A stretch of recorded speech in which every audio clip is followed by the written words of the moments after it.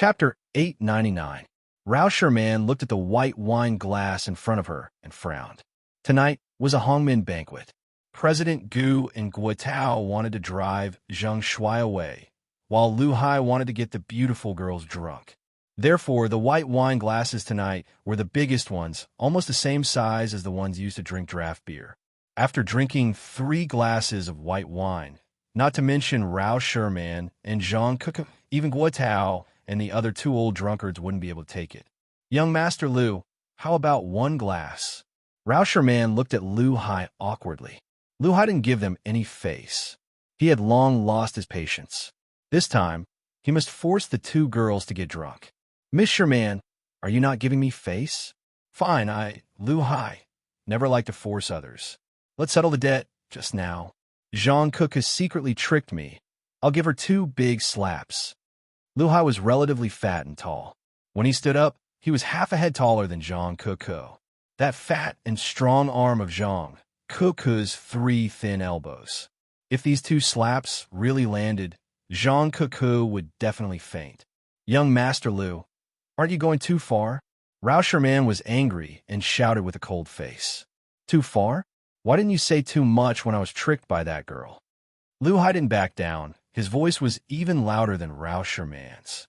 President Gu, I'm going back with Kuku. Do as you see fit. Rauscher Man was too lazy to drink and pulled Zhang Kuku away. When did Zhang Kuku get beaten up? No matter what, Rauscher Man wouldn't let Lu Hai do it. President Gu didn't expect the situation to develop like this. That Zheng Shuai hasn't even arrived yet. Why are they fighting?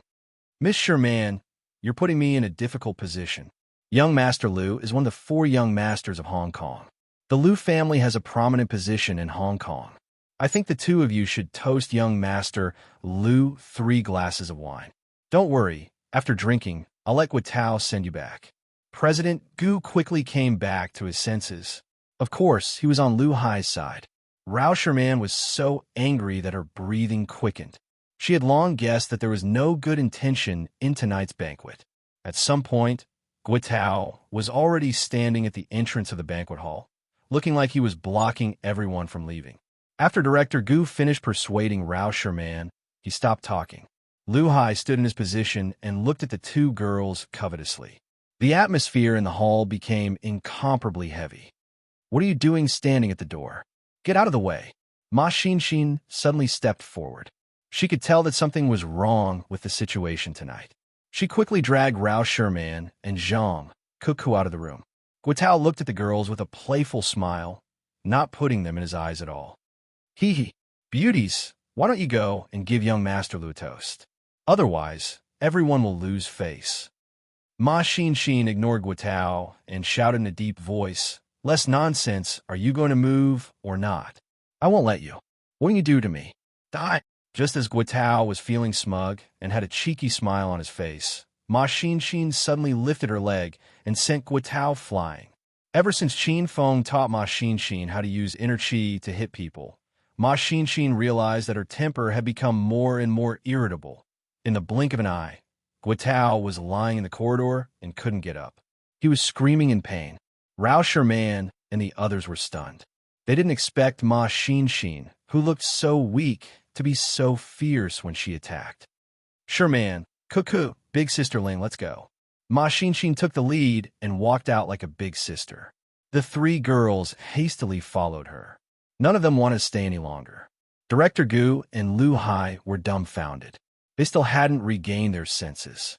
Ma Xin sent Guotao flying with a kick. Is this real? Why you come back here? Lu Hai shouted angrily after he regained his senses. Director Gu was also enraged. Rauscher Man, if you leave now, don't come back. I'll replace you with someone else and ban you from the movie. You want to be in the film industry? No way. The girls who had just walked out of the room stopped abruptly. The movie Hedonist Sovereign was very important to the beautiful girl group. This was the first time Rauscher Man and Zhang Kuku had switched from being a singer to being in the film industry. Rauscher Man cherished this opportunity very much. She was in a dilemma. Ma Xin, you should think this through.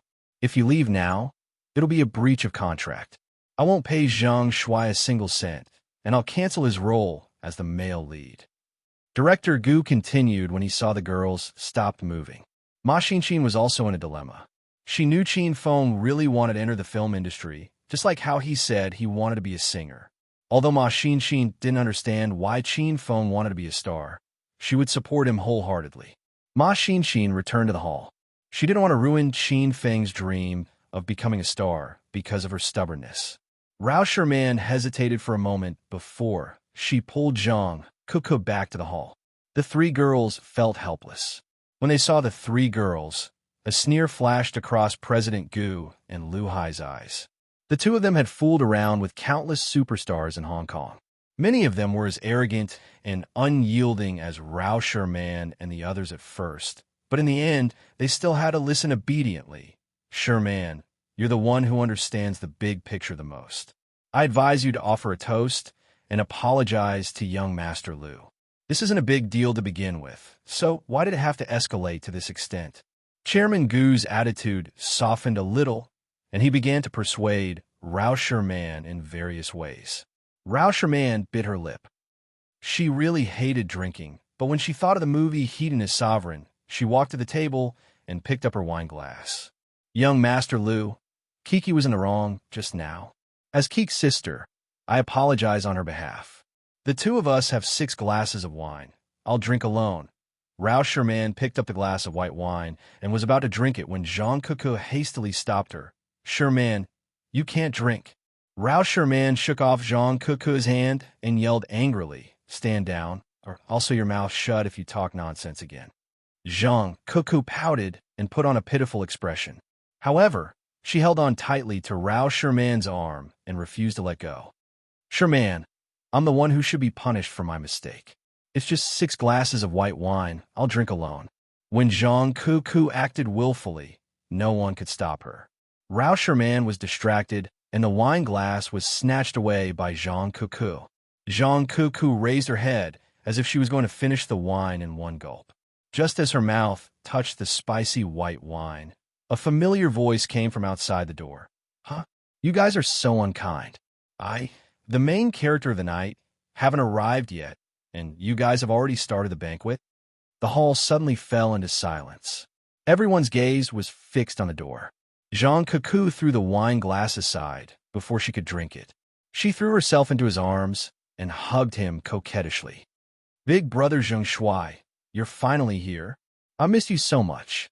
Zhang Kuku's body was soft and fragrant. She hugged Qin Feng's waist tightly. However, Qin Feng did not dare to hug this sharp-tongued girl, as he was afraid it was a trap. Kuku, we're not that close yet. Let go of me. Qin Feng sneezed nonstop when he was on the ferry. He suspected that Zhang Kuku was bad-mouthing him behind his back. Although he felt comfortable being hugged by Zhang Kuku, he dared not enjoy the intimacy before he figured out the situation. Sob sob, big brother Zheng Shuai. Someone bullied Kuku, Sherman, and Xian. Please help us teach him a lesson. Zhang Kuku would call Qin Feng ugly when she had nothing to do, and she would call him big brother Zheng Shuai when she had something to do. Qin Feng glanced at the hall and found Lu Hai was there as well. He understood everything the moment he saw Lu Hai. Who bullied you? Qin Feng asked. Zhang Kuku hastily pointed at Lu Hai and said, it's that ugly guy. He's uglier than big brother Zheng Shuai. The corner of Qin Feng's mouth twitched. Anger rose in his heart. How did he bully you? He said Kuku is sick. Zhang Kuku pouted. Her cute look could melt a person's heart. Qin Feng was slightly stunned. He's telling the truth. Zhang Kuku angrily pinched Qin Feng's waist. Qin Feng did not feel any pain. He dragged Zhang Kuku to the dining table. Sherman, Xian, are you all right? Qin Feng looked at the two girls and felt relieved when he confirmed that they were not bullied. Ma Xian ran to Qin Feng's side. She glared at Qin Feng worriedly and angrily. Where have you been? Why did you turn off your phone? I was dealing with some personal matters. Qin Feng replied perfunctorily. Then he looked at President Gu and said with a smile, President Gu, I'm sorry to have kept you waiting. Who is this brother? President Gu and Lu Hai were still in a daze. They saw that Rao Sherman and Zhang Kuku were about to drink, but Zheng Shuai suddenly appeared and infuriated them. Hee. Mr. Zheng Shuai, this is Lu Hai, one of the 4 young masters of Hong Kong. Young Master Lu, this is Zheng Shuai. I've mentioned him to you before. After President Gu regained his senses, he became excited again. He held the banquet tonight to get Lu Hai to chase Zheng Shuai away. President Gu gave Lu Hai a look, and Lu Hai understood everything. So it's young Master Lu. What a pleasure to meet you. Qin Feng looked at Lu Hai with a smile. Lu Hai didn't even bother to stand up. He arrogantly glared at Qin Feng. All right. An ugly country bumpkin like you has too low of a status. You're not fit to be my friend. Right now, Sherman and Kiki are about to toast me. Go where you're having fun. Lu Hai looked down on Qin Feng. His attitude and tone were like dismissing a beggar. President Gu was overjoyed. He liked to see Qin Feng being abused. Qin Feng did not care. As if he did not hear Lu Hai's words, he leisurely walked to the empty seat next to Lu Hai and sat down. Oh, so we have to propose a toast. But Sherman and the others don't know how to drink, so don't drink. Qin Feng's sudden arrival calmed the 3 girls. It was a strange feeling. They did not know why. Rao Sherman had already pulled Zhang Kuku and Sister Ling to sit down. She did not intend to propose another toast. Ma Xin also sat beside the 3 girls. The 4 girls looked at Qin Feng and Lu Hai, waiting for a good show. Chapter 900. Lu Hai was so angry that his nose was crooked. I let the beautiful girl group toast. What the hell are you, a country bumpkin, doing? However, Chairman Gu was secretly happy in his heart. He was also waiting to watch a show, but the show he was watching was different from the 3 girls. He wanted to see Qin Feng being abused. Zheng Shuai, right? I'll let you know now that in my eyes, you're not even worth a fart. Lu Hai was already angered to death by Zhang Kuku. The anger that he had been holding back for an entire night completely erupted. He immediately stood up, picked up a full cup of white wine, and splashed it at Qin Feng's face in front of everyone. Swish! He had already made his move, and the white wine was already floating in the air. Everyone was shocked. The few girls widened their eyes in worry. This time, Qin Feng's face was going to be completely lost. Huh. Good. Chairman Gu was so excited that he had already jumped up. He was about to add oil to the fire and mock Qin Feng, but just as the words left his mouth, he forcefully swallowed them back. Because the situation had changed drastically, completely exceeding everyone's expectations, the cup of white wine that was originally splashed at Qin Feng suddenly splashed on Lu Hai's face. Lu Hai looked like he had just washed his hair, and his hair was stuck to his scalp. However, he did not react, and stood there with an expression of dementia. Fuck! What's going on? Lu Hai let out a strange cry. He was scared to death.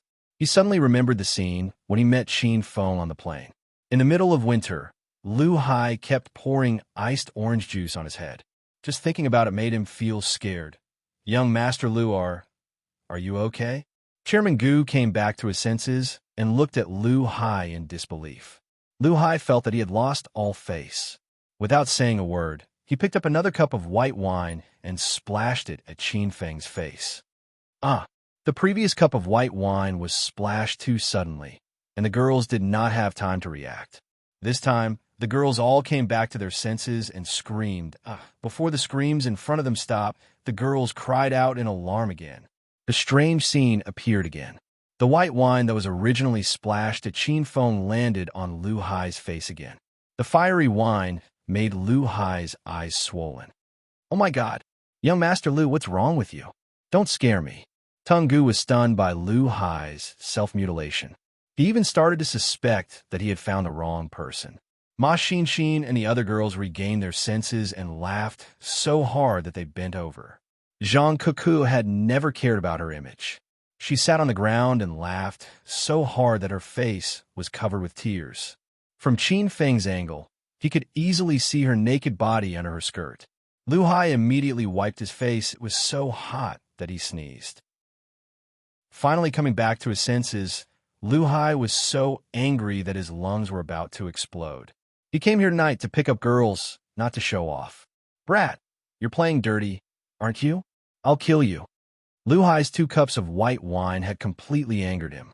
He casually picked up the bottle of Maodai that had just been opened and smashed it towards Qin Feng's head. He did not believe that he would not be able to deal with Qin Feng this time. Gulp, gulp. Halfway through the bottle, the force on it suddenly disappeared, and an invisible force pushed the bottle to the top of Lu Hai's head. Lu Hai watched as the entire bottle of white wine slid down his head, but he did not even have the strength to resist. That pair of hands seemed to be grabbed by someone, hanging above his head and unable to be put down. The white wine was so hot that he had only heard of people who drank from the bottle. This was the first time he had seen Lu Hai use white wine to take a bath. The surrounding laughter became even louder. Even Director Gu was amused by Lu Hai and laughed out loud, momentarily forgetting the true purpose of the night. However, Lu Hai did not care about these mocking laughs. He had also forgotten about the burning feeling of the white wine falling on his body. Lu Hai was shocked. He realized that the situation tonight was the same as the time on the plane. It was just that the iced orange juice had been replaced with spicy white wine. Gulp, gulp. An entire bottle of white wine was poured onto his body. Lu Hai's shirt was completely wet and stuck to his skin. It felt extremely uncomfortable, but Lu Hai did not have the time to care about it. He put down the white wine and immediately looked towards Qin Feng. You. Who the hell are you? Lu Hai seemed to have changed into a different person. Just a moment ago, he was arrogant and despotic, but now he was scared like a grandson. The girls stopped laughing and were shocked by this scene. Director Guo was also confused. Could it be that the white wine had entered Lu Hai's brain and made him stupid? He had always heard that his brain was filled with water, but this was the first time he had heard that his brain was filled with white wine. Young Master Lu, don't you recognize me? I am celebrity Zheng Shuai. I heard that young Master Lu is one of the 4 young masters of Hong Kong. I hope that young Master Lu will take care of me in the future. Qin Feng smiled as he looked at Lu Hai. It felt like Qin Feng was fawning on Lu Hai, but Lu Hai did not think so. Lu Hai was already extremely clear-headed. He could see the playful smile in Zheng Shuai's eyes. Lu Hai suspected that the reason why the wine was splashed on him was definitely because of Zheng Shuai. But Lu Hai did not know what Zheng Shuai was up to. This Zheng Shuai was as scary as Qin Feng. Lu Hai was so scared that he almost peed his pants. You, spare me this once. I won't dare anymore. Lu Hai had been tortured badly by Qin Feng before. When he saw someone with the same mystical ability as Qin Feng, Lu Hai was so scared that he did not have the slightest bit of temper. He wanted to kneel in front of Zheng Shuai. Young Master Lu, what do you mean by that? Why can't I understand? My master told me a joke before. He once took a plane and met an idiot passenger. That passenger asked for a bucket of iced orange juice in the middle of winter and then poured it all on himself. Later on, my master called him Orange Juice Bro. Young Master Lu, you can compete with that Orange Juice Bro. You can just call him White Wine Bro. Qin Feng told a joke that made the girls laugh heartily again. Lu Hai could not laugh no matter what. He was so scared that he was crying. You, what's your master's name? Lu Hai was trembling as he spoke. He was 90% sure that Zheng Shuai's master was Qin Feng. If that was really the case, Lu Hai had already thought about it. He would immediately kneel down and apologize to Zheng Shuai and the few beauties. My master is a hermit expert. You are not worthy to know his name. But before my master left, he gave me a poisonous needle. This thing is said to be very powerful. I have never had the time to test it. Young Master Lu, would you like to let me take a look? Qin Feng waved his hand, and like a magic trick, a 5-poison needle appeared in his hand. Back then, when Qin Feng completed the money laundering mission in Hong Kong, he used the 5-poison needle to stab Lu Hai in order to enter the Dafu gambling city, and then asked Lu Hai to help him get in. That needle had taken half of Lu Hai's life. In the 3 days that he had been stabbed, Lu Hai had vomited and lost control of his bowels. It was an experience worse than death. Lu Hai's memory of the 5-poison needle was still fresh in his mind. Seeing the silver needle in Qin Feng's hand, he was so scared that he immediately jumped up. Ah, your master is... Young Master Lu, I advise you not to say my master's name. He likes peace and quiet, so be careful not to bring you a fatal disaster. Without waiting for Lu Hai to call out his name, Qin Feng interrupted him. Lu Hai immediately covered his mouth. He was scared like a little chick. This scene shocked everyone. It was as if they were watching a movie. Zheng, Big Brother Zheng, I still don't want to be a test subject. I beg Big Brother Zheng to spare me. Spare me this time, I'll kowtow to you. After confirming Zheng Shuai's identity, Lu Hai knelt on the ground without saying a word. This was young Master Lu, one of the 4 young masters of Hong Kong, and he knelt down, just like that. Director Gu's eyeballs almost fell to the ground. This world was too fucking crazy. Song Gigi wanted to be Ma Rong's best man, I.O. Young Master Lu, why are you doing this? It's fine if you don't want to be a test subject, but why are you kneeling down to me? How do you want me to take responsibility for this? No matter what, you should at least kowtow again. Director Gu rolled his eyes and almost fainted from fright. What was the background of this Zheng Shuai? Was this really a country bumpkin from the countryside? Why don't I believe it? The girls stopped laughing because they were scared silly. They had heard of Lu Hai's name before. Since one of the 4 young masters of Hong Kong, so worthless. Bang! Amidst everyone's astonishment and shock, Lu Hai did not hesitate and kowtowed. After kowtowing once, Lu Hai felt that it was not enough. Bang, bang, bang. He kowtowed 3 times in a row towards Rao Sherman and the other 2 girls. Big Brother Zheng, 3 sisters-in-law. This little brother has eyes but cannot see. This little brother is really wrong.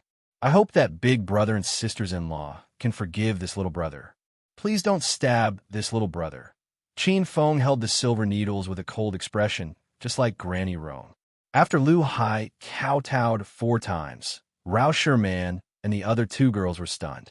They never thought that young Master Lu would kowtow to them and admit his mistake. Were they dreaming? You ugly man, now you know how powerful I am. Let me tell you, Big Brother Zheng Shuai is my boyfriend. Let's see if you still dare to bully Cuckoo in the future. Zhang Cuckoo had been scolded by Lu Hai for a long time, so she was not in a good mood. Now, she could finally vent her anger. In order to scare Lu Hai, this girl actually shamelessly said that Zheng Shuai was her boyfriend. Sister-in-law Cuckoo, this little brother doesn't dare anymore. In the future, this little brother will do anything to serve sister-in-law. Under the prestige of Zheng Shuai's master is Qin Feng, Lu Hai was truly afraid. He was so afraid that he did not even have the slightest thought of revenge. Because Lu Hai had seen Qin Feng's strength, he did not want to become enemies with Qin Feng, even if he was beaten to death.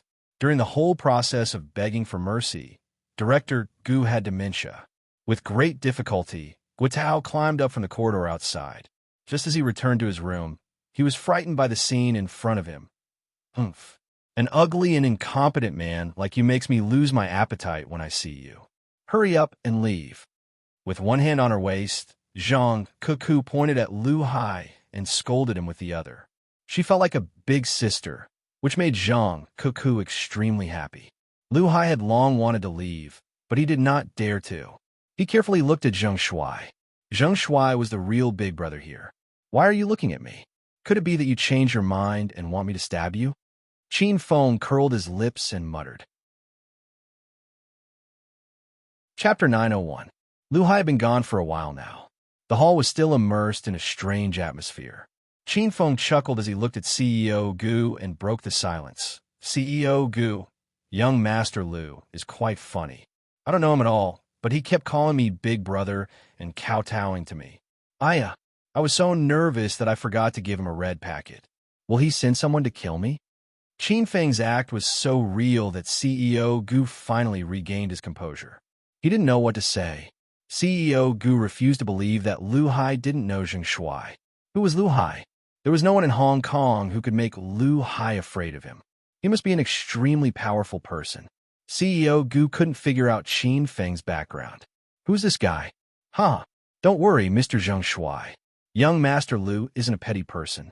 He won't look for trouble with you anymore. CEO Gu looked at Qin Feng with a smile. After what happened just now, CEO Gu didn't dare to offend Qin Feng. Qin Feng and CEO Gu chatted casually for a while, and the atmosphere returned to normal. It was as if nothing had happened, as if Lu Hai had never been there. CEO Gu and Guo Tao sat together and buried their heads in their food. They were so hungry that they didn't want to talk anymore. Rao Sherman and Ma Xin heaved a sigh of relief. After such a commotion, the two girls were hungry and began to chew slowly. Zhang Kuku had already run to Qin Feng's side and sat down. She kicked her slender legs and asked Qin Feng to help her eat. Qin Feng didn't dare to offend this young lady, so he tried his best to serve Zhang Kuku well. Otherwise, this girl would start to insult people when she was unhappy. Even Qin Feng was afraid of her mouth. Zhang Kuku enjoyed this treatment very much. She gnawed on the lamb chop while her big eyes rolled around as if she was thinking about something. Teacher Qiao Feng. Zhang Kuku suddenly moved her face close to Qin Feng's ear. Her oily lips almost touched Qin Feng's face. She lowered her voice and called out to Qin Feng. What do you want to eat this time? Qin Feng responded instinctively. As soon as he finished speaking, his expression changed drastically. He realized something was wrong. Ahem. W, what did you call me just now? I didn't hear it clearly. Zhang Kuku's eyes darted back and forth, and a strange smile flickered in her eyes. Suddenly, she stretched out her greasy hand and touched Qin Feng's face. Hey, what's wrong with you, girl? Isn't there a napkin over there? Are you going to wipe it on my face? Qin Feng angrily slapped Zhang Kuku's dirty little hand away. This girl is really crazy. Some of her actions are simply unreasonable. Zhang Kuku, on the other hand, froze in her seat and did not react at all. When Zhang Kuku touched the scar on Qin Feng's face, she couldn't feel the scar at all. It was smooth and soft, but there was no scar on his face. Zhang Kuku nodded and became more certain of her speculation. When Lu Hai suddenly pleaded with Zheng Shuai and treated Zheng Shuai like his grandfather, Zhang Kuku had discovered something fishy. She felt that Lu Hai knew Zheng Shuai and was even suppressed by Zheng Shuai before. However, Lu Hai only pleaded with Zheng Shuai later on. This meant that Zheng Shuai had changed his appearance, and Lu Hai didn't recognize him at first. Ever since Qin Feng's clan announced his three identities to the public, Zhang Kuku had purposely investigated Qin Feng's identity. Zhang Kuku found out that Qin Feng had been to Hong Kong not long ago. Hence, she made a bold guess that Zheng Shuai might be Qin Feng's disguise. Kuku, are you trying to piss me off? Can you please calm down for a while? Rao Sherman was infuriated by Zhang Kuku. Zheng Shuai had saved everyone tonight. But not only did Zhang Kuku not thank him, she even rubbed her greasy hand on his face. I was wrong, okay? Qin, big brother Zheng Shuai, don't be angry. Kuku will listen to you from now on. I won't make you angry anymore. Rao Sherman and Ma Xin were startled by Zhang Kuku's sudden change in attitude. They thought that she was possessed by a ghost. Qin Feng was also scared out of his wits. He jumped up and ran to Ma Xin's side.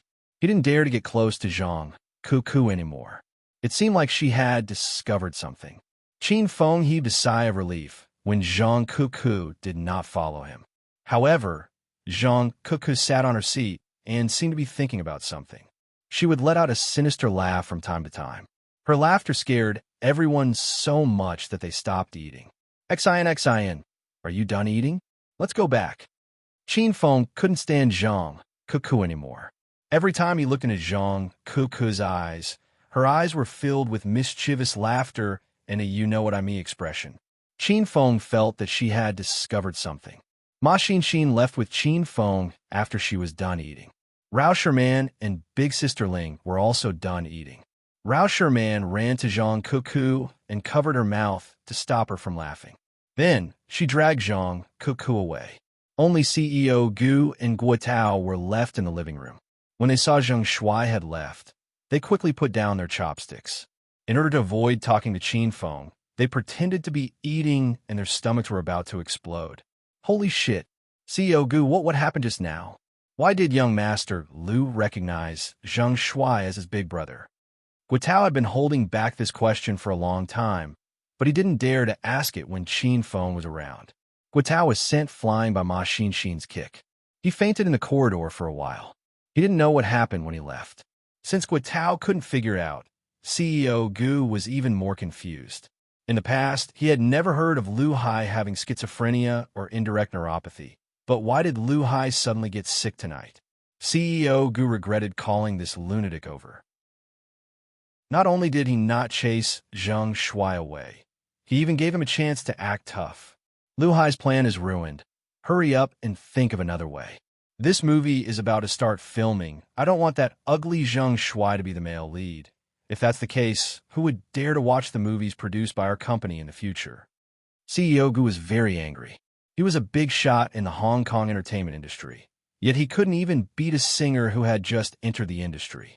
Guitao was also very angry. He didn't manage to beat Zheng Shuai away tonight, but he was kicked away by a woman. Guitao clenched his teeth and swore that one day he would tie Ma Xin to the bed and play with her to death. CEO Gu, don't worry, I'll go back and think of a new way. I'll definitely be able to chase Zheng Shuai away. Then that's it. I'll go back and rest first. Guitao and CEO Gu also left the hall. At this time, Qin Feng and Ma Xin had already returned to their hotel rooms and entered Ma Xin's room. The two of them opened the same suite, but Ma Xin's room was already filled with the fragrance of a woman. There were even a few books and some fruits on the coffee table in the living room. Qin Feng, where did you go last night? Ma Xin called Qin Feng to her room to ask him questions. Something happened to Liya. I want to take care of it. Qin Feng didn't hide anything from Ma Xin and told her the truth. Ma Xin's expression turned ugly as she said coldly, "You're already in Hong Kong, yet you still care about that woman's matters. You sure have nothing better to do. There's some danger on Xiaoya's side, so of course I have to rush over. Just like if you were bullied, even if I was abroad, I would rush back to save you." Qin Feng said indifferently, but it was all from the bottom of his heart. Ma Xin originally wanted to use this matter to argue with Qin Feng. However, after hearing Qin Feng's words, the resentment in her heart instantly dissipated and was replaced by a warm feeling. Oh, right. When will Hedonist Sovereign start filming? Qin Feng got to the point. He became a celebrity to complete the system's mission. I think it'll take a few more days. Ma Xin wasn't angry anymore. She took the initiative to lean against Qin Feng on the sofa. Qin Feng wanted to complete the mission as soon as possible, so he didn't have time to waste. We still have to wait? Why? CEO Gu said that the female lead, Cher's schedule is too full these days, so she'll only be here in a few days. We'll start filming when she's here. CEO Gu's words were just an excuse because Cher's scenes were at the end. She didn't appear in the first few episodes, so she was dragging it out because she didn't want Qin Feng to act in this movie. Cher? This woman is such a burden, Qin Feng complained casually. Hee, weren't you looking forward to filming with the Pretty Girls group and Cher a few days ago? Now you know how to complain. Ma Xin looked at Qin Feng with schadenfreude. Qin Feng curled his lips and knocked on Ma Xin's head. You little girl, how dare you laugh at your employer? Believe it or not, I'll fire you as my manager. Ma Xin pouted. She wasn't afraid of Qin Feng's threat at all. She pinched Qin Feng's thigh and yelled, "Don't you dare. If you fire me, I'll upload the video of you sleeping with me online and ruin your reputation." Qin Feng was stunned. He said, "Do you have a video? Show it to me first." Qin Feng couldn't remember when he had slept with Ma Xin. He wanted to, but would Ma Xin agree? Anyway, I have it. Be careful. Ma Xin's voice was a little weak. She quickly changed the topic. Oh, right. Your fans on Weibo are in an uproar. They're all saying that you're going to release a new song soon. Qin Feng had recently changed his career to the film and television industry. He hadn't released a new song for a long time. His 20 million fans were worried sick. They wanted to dig up Qin Feng's family's ancestral grave. Qin Feng took Ma Xin's phone and scanned the comments on Weibo. Handsome Zheng, hurry up and release a new song.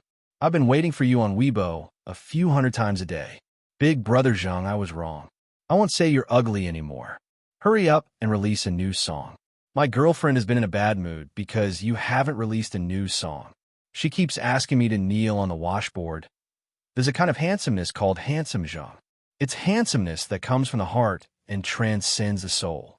This kind of handsomeness will become a legend that will never be forgotten. Chapter 902. Qin Feng felt embarrassed when he read those comments. Why are these fans telling the truth? Ma Xinxin snatched her cell phone from Qin Feng's hand. She couldn't allow Qin Feng to continue reading these comments. Qin Feng was already narcissistic enough. What would happen if he became even more narcissistic? If you have time, go record your song. What's so interesting about these serious and nonsensical comments? They're all lies. Hey, what are you talking about? They're telling the truth. How are they lying? Qin Feng was displeased. They're lying. Stop being so narcissistic. Hurry up and record your song. Ma Xinxin refused to admit Qin Feng's handsomeness. She realized that Zheng Shuai's face had a different kind of handsomeness after looking at him for a long time. Qin Feng knew Ma Xinxin was jealous that he had more and more female fans, so he didn't expose her. I'm too lazy to sing. Why don't you upload the duet with Sherman that night? Oh, right. I almost forgot about that precious video. Ma Xinxin became excited when she thought of the duet. Qin Feng wanted to sleep in Ma Xinxin's room, but he was mercilessly chased out by Ma Xinxin. The night passed peacefully. Since Shui was absent, the movie Hedonist Sovereign couldn't be filmed for the time being. Therefore, Qin Feng and the beauty duo had nothing to do. Early in the morning, everyone slept in. Rao Sherman and Zhang Kuka hadn't had this much free time in a long time. Ma Xinxin's stomach growled when she woke up. She hastily put on her clothes and went out to have breakfast with Qin Feng. Ouch! Ma Xinxin heard a blood-curdling scream before she took a few steps out of the door. She seemed to have knocked someone over because she was walking too fast. Damn you! Don't you see where you're going? Fuck, it's a fat pig. How unlucky I am to be knocked over by a fat pig so early in the morning. The man on the ground was none other than Guotao. He crawled up from the ground and cursed incessantly. Last night, President Gu asked Guotao to come up with another plan. Guotao thought for a whole night, but he couldn't come up with a better idea. He stayed in the hotel to observe Zheng Shuai's movements and search for a chance to chase Zheng Shuai away. At this time, Guotao also woke up to eat. He didn't expect to be knocked over by an ugly woman who was as fat as a mountain. Ma Xinxin was very angry. Guotao actually dared to call her a fat pig. Ma Xinxin was about to refute Guotao, but she suddenly swallowed her words. Ma Xinxin seemed to have realized something and hurriedly looked at her own body. Ma Xinxin screamed in fright at the sight of her fat body. Before coming to Hong Kong, Ma Xinxin and Qin Feng lived together. Every morning, Ma Xinxin didn't need to worry. Qin Feng would come to kiss her and help her absorb the poisonous gas in her body. Now that they suddenly came to Hong Kong and lived separately, Ma Xinxin had forgotten about this matter. Holy shit, what the hell are you shouting for, you fat pig? You scare me to death. Don't say that I took advantage of you. Do you think I'm blind? Guotao's eyes widened. He was afraid that the woman in front of him was a professional scammer. If she really framed him for taking advantage of her, Guotao would definitely kill Ma Xinxin. Ma Xinxin sent Guotao flying with a kick last night, but now she didn't have the confidence. Ma Xinxin, who suddenly became fat, felt inferior. She forgot to take care of Guotao. Now, she wanted to dig a hole and hide. What if Guotao recognized her as Ma Xinxin? What would she do?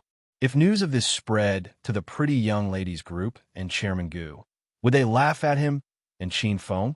Would Qin Feng really abandon her in a fit of anger? Why you can't call me a fat pig? I am not a fat pig. Ma Xinxin felt wronged and tears welled up in her eyes. You're a big and sturdy man. Aren't you a fat pig? Calling you a fat pig is already praising you. How can a woman like you have the confidence to survive? Seeing you makes me nauseous. I don't even want to eat breakfast. Guotao had been unlucky recently. He was beaten by Zheng Shuai and then Ma Xinxin. He had a belly full of anger, and now he vented it all in front of this strange woman. It felt great. When Ma Xinxin heard the word fat pig, she was angry and worried. However, she didn't have the courage to continue arguing with Guotao. She immediately lowered her head and ran out. After running 2 steps, Ma Xinxin bumped into another man's embrace. Sorry. I didn't mean it. I'll be leaving first. Ma Xinxin didn't dare to look at him. She lowered her head and ran again. In the end, the other person pulled Ma Xin into his embrace. Ma Xin was so scared that she immediately looked up. Qin, Zheng Shuai. Seeing the person, Ma Xin cried out in surprise. Her worries and grievances settled down in an instant. Qin Feng hugged Ma Xin's shoulders and patted her head.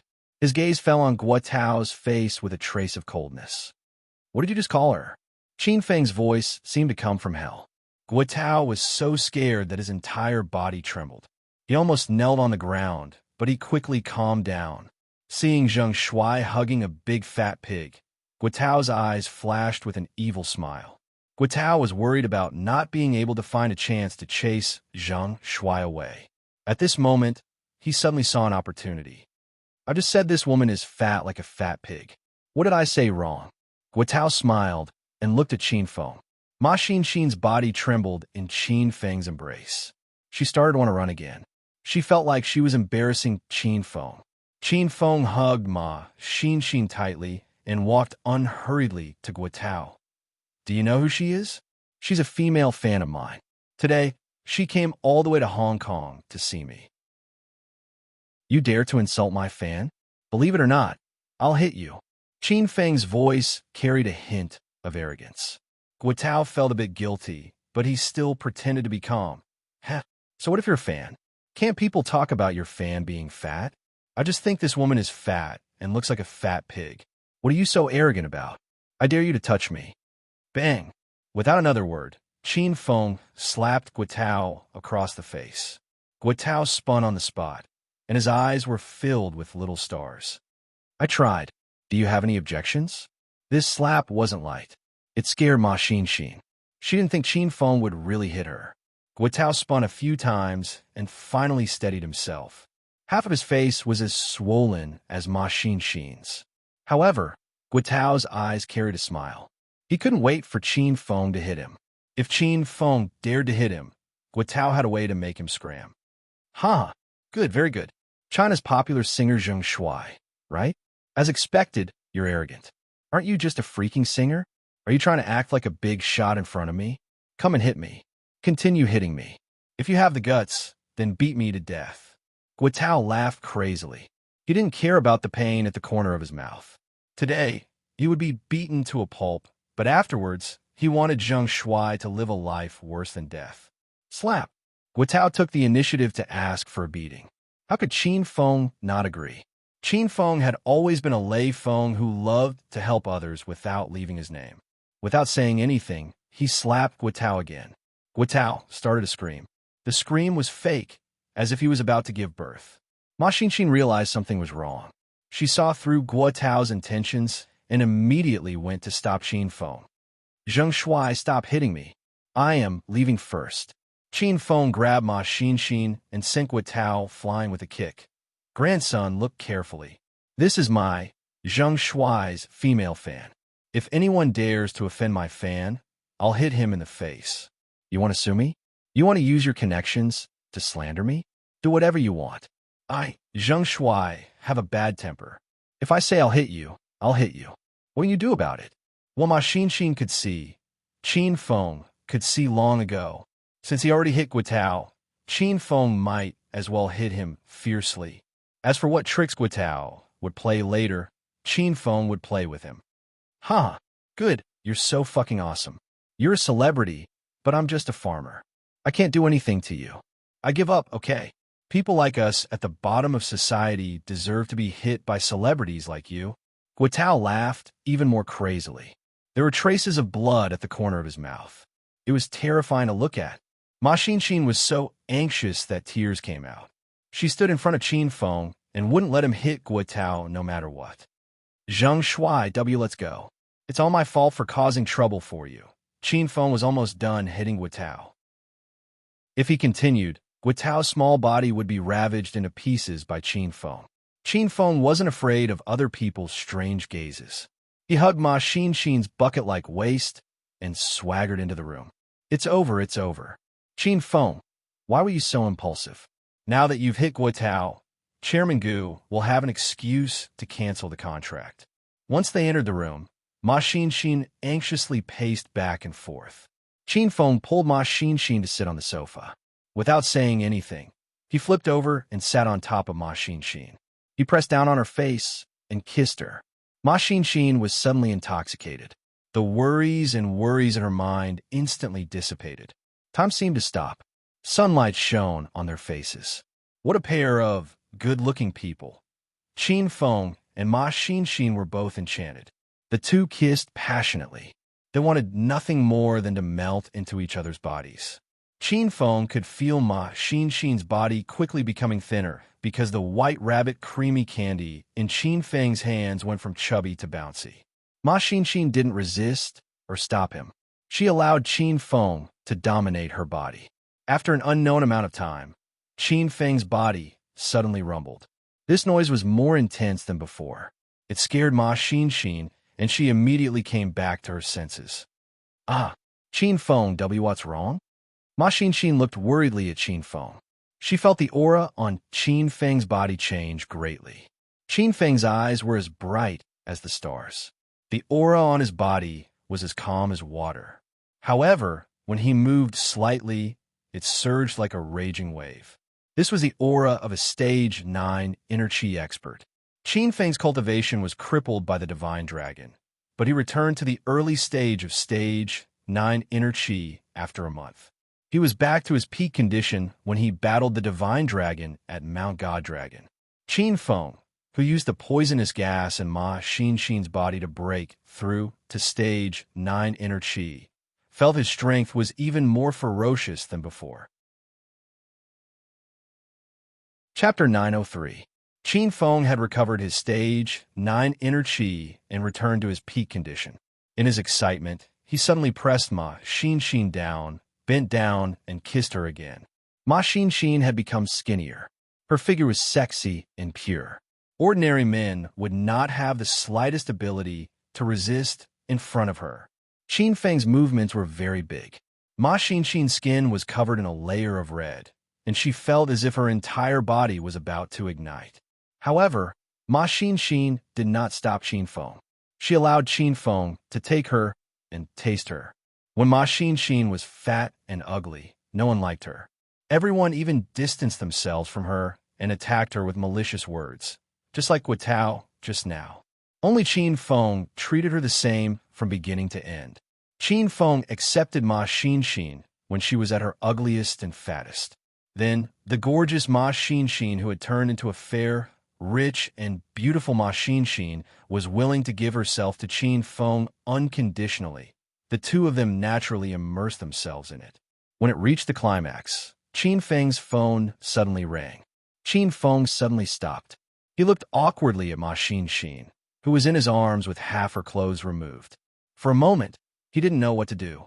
Answer the phone first. It might be an important call. Ma Xin said shyly. Qin Feng answered the phone and yelled angrily. Who is it? I'm going to die if I call you at this time. Qin Feng was a bit angry. If he had known this would happen, he would have turned off his phone. Ma Xin was amused by Qin Feng's expression.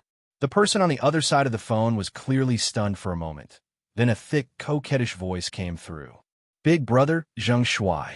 Why are you yelling at me? Are you still in bed? Then you definitely haven't had breakfast, right? Come to Sherman's in my room.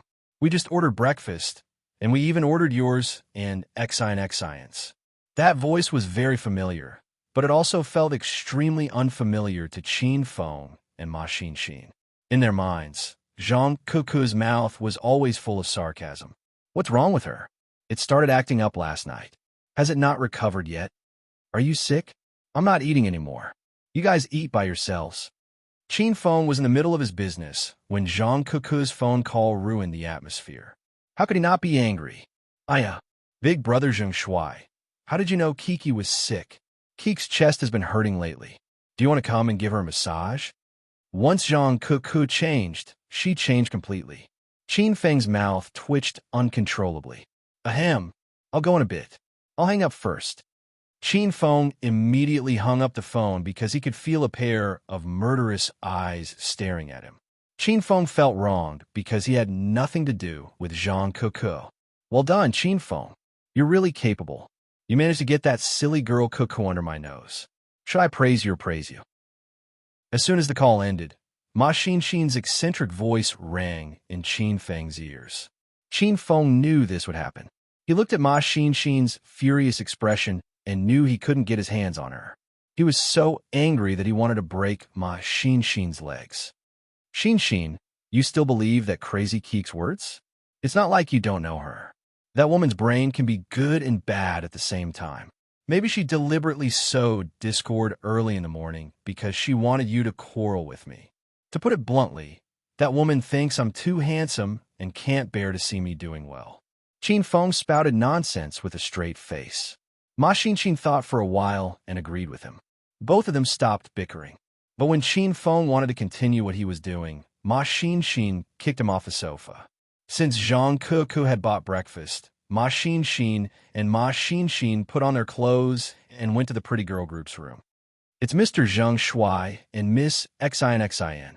When the door opened, Sister Ling was standing at the door.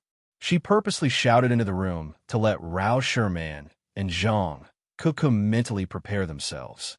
If the two girls were naked, then Zheng Shuai would have picked up a big bargain. Kiki, sit down. Zheng Shuai is here.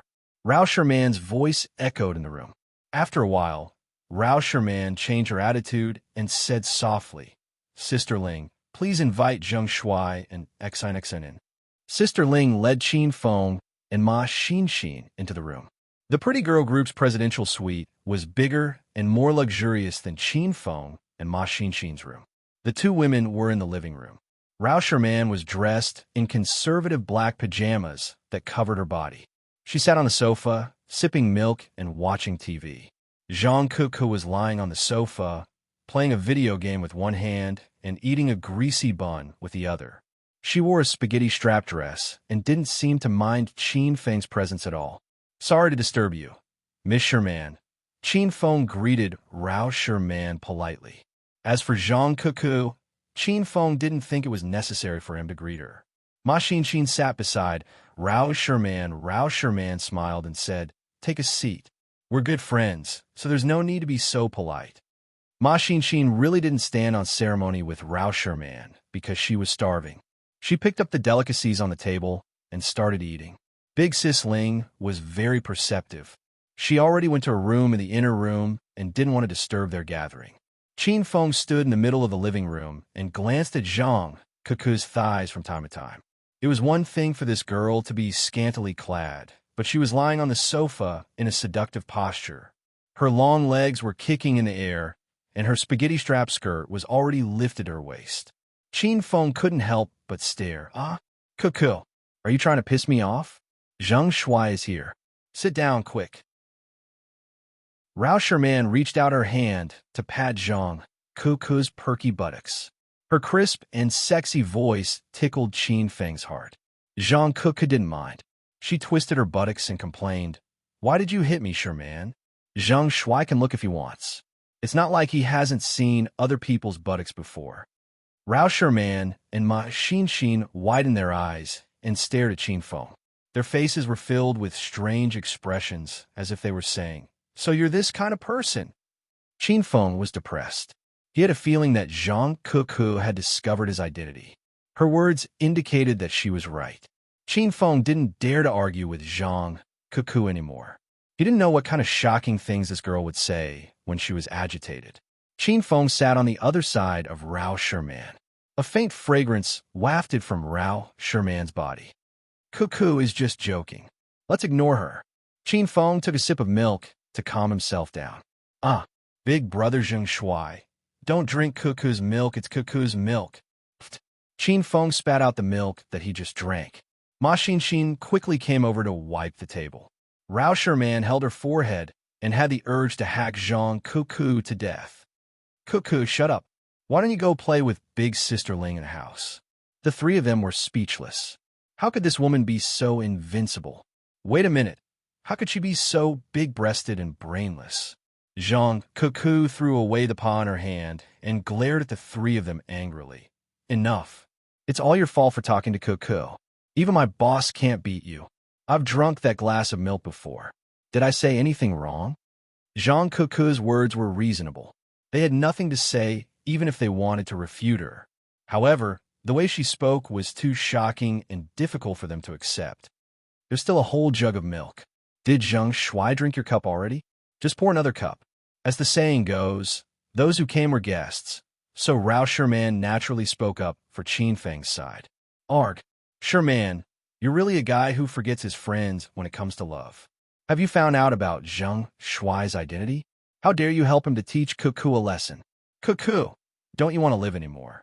Zheng Cuckoo bounced on the sofa. Qin Feng was worried that her spaghetti-strap dress would fall off her shoulders. What identity? Isn't Zheng Shuai? You're acting up again. Rao Sherman did not notice anything unusual. Zhang Cuckoo stole a glance at Qin Feng. She opened her mouth, but said nothing in the end. After the table was cleared, everyone sat on the sofa and ate their breakfast. Zhang Cuckoo insisted on sitting next to Qin Feng. She placed her feet on Qin Feng's thighs and shouted, "Big brother Zheng Shuai, I don't care. You drank my milk just now. Pour me another glass and feed Cuckoo breakfast." Qin Feng felt weird when he heard Zhang Cuckoo's words. He couldn't help but steal a few glances at Zhang Cuckoo's chest. Ma Xin and Rao Sherman noticed Qin Feng's wretched behavior, but they didn't care. Zhang Cuckoo was determined to take advantage of Qin Feng. So how could they stop her? Qin Feng's original intention was to have a chat with Rao Sherman. But in the end, he became Zhang Cuckoo's male nanny. He fed Zhang Cuckoo buns and fed her milk. "Ah, big brother Zheng Shuai, do you have eyes on your chest? My mouth is on my chest. Why did you pour the milk into my chest?" Zhang Cuckoo started to scream again. Qin Feng hastily put down the glass. He was so embarrassed that his face turned red. He had been staring at Zhang Cuckoo's chest and accidentally poured the milk into it. Ma Xin and Rao Sherman shook their heads. The two women ignored Qin Feng and Zhang Cuckoo. They found that the two of them were a perfect match. One was lecherous and wretched, and the other was stupid. They complemented each other perfectly. Zhang Cuckoo angrily went to the bathroom to take a shower. Qin Feng thought it was his fault, so he should help Zhang Cuckoo clean up. But in the end, he restrained himself. The living room returned to normal after Zhang Cuckoo was gone. Ma Xin scrolled through Weibo and discovered that the duet video of Qin Feng and Rao Sherman posted last night had shot to the top of Weibo's trending topic list. The number of views and reposts had skyrocketed, and the number of comments below the video couldn't even keep up. There were dozens of new comments every second. Rao Sherman was also scrolling through Weibo on her cell phone. After she saw Zhang Shuai's post, she reposted the duet video on her Weibo. The duet video became even more popular. In just a short while, it had become the top trending topic on Baidu. Ma Xin and Rao Sherman were overjoyed. Qin Feng, on the other hand, continued to eat his breakfast calmly.